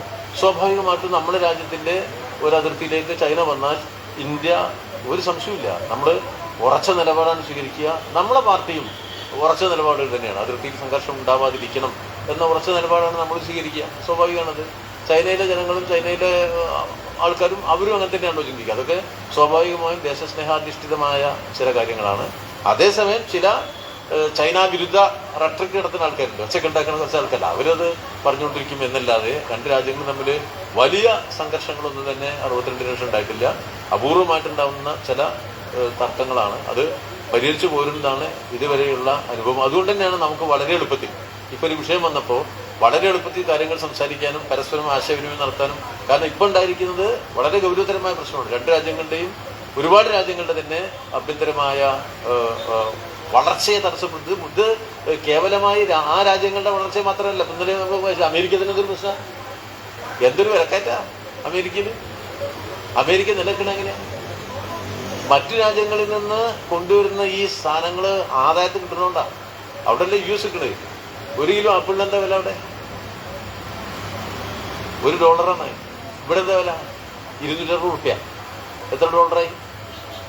$2.6 എന്തൊരു ആദായ വിലയ്ക്കാണ് ഈ സാധനങ്ങൾ US വിറ്റുകൊണ്ടിരിക്കുന്നത്. ഇവിടുന്ന് നമ്മുടെ രാജ്യത്ത് കൊണ്ടുവന്ന് ഇറക്കുന്ന സാധനങ്ങളാണ്. ഒരു ബനിയൻ വാങ്ങാൻ, ഒരു ഷർട്ട് വാങ്ങാൻ. ഞാനൊരു ഷർട്ട് വാങ്ങാൻ അമേരിക്ക ചെന്നപ്പോൾ ചുരുങ്ങിയ വിലയ്ക്കാ. കാരണം ആദായത്തിന് നമ്മളെ നാട്ടിലത്തെ സാധനം കൊണ്ട് ഇറക്കി വിട്ടിരിക്കുക. ഓരോ ലോകരാജ്യത്തുള്ള സാധനങ്ങൾ വില കുറച്ച് വാങ്ങി അവിടുത്തെ ജനതയ്ക്ക് വില കുറച്ച് കൊടുത്ത് വിലക്കയറ്റം പിടിച്ചു നിർത്തിയാണ് ഇവരിത് പിടിച്ചിരിക്കുന്നത്.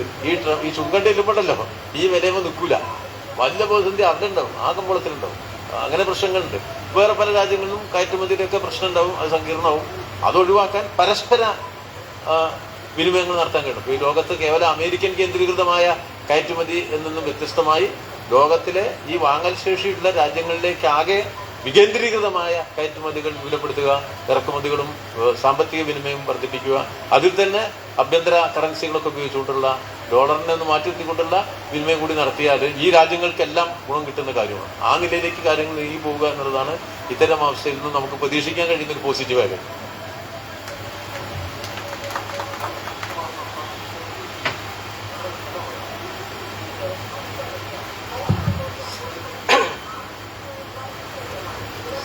ഇന്ന് ഏറ്റവും പ്രസക്തമായ വർത്തമാനകാലത്ത് ഏറ്റവും പ്രസക്തമായ ഒരു വിഷയമായതുകൊണ്ടാണ് ഈ സെഷൻ കുറച്ച് നമ്മൾ പ്രതീക്ഷിച്ചതിനേക്കാൾ നീണ്ടുപോയി.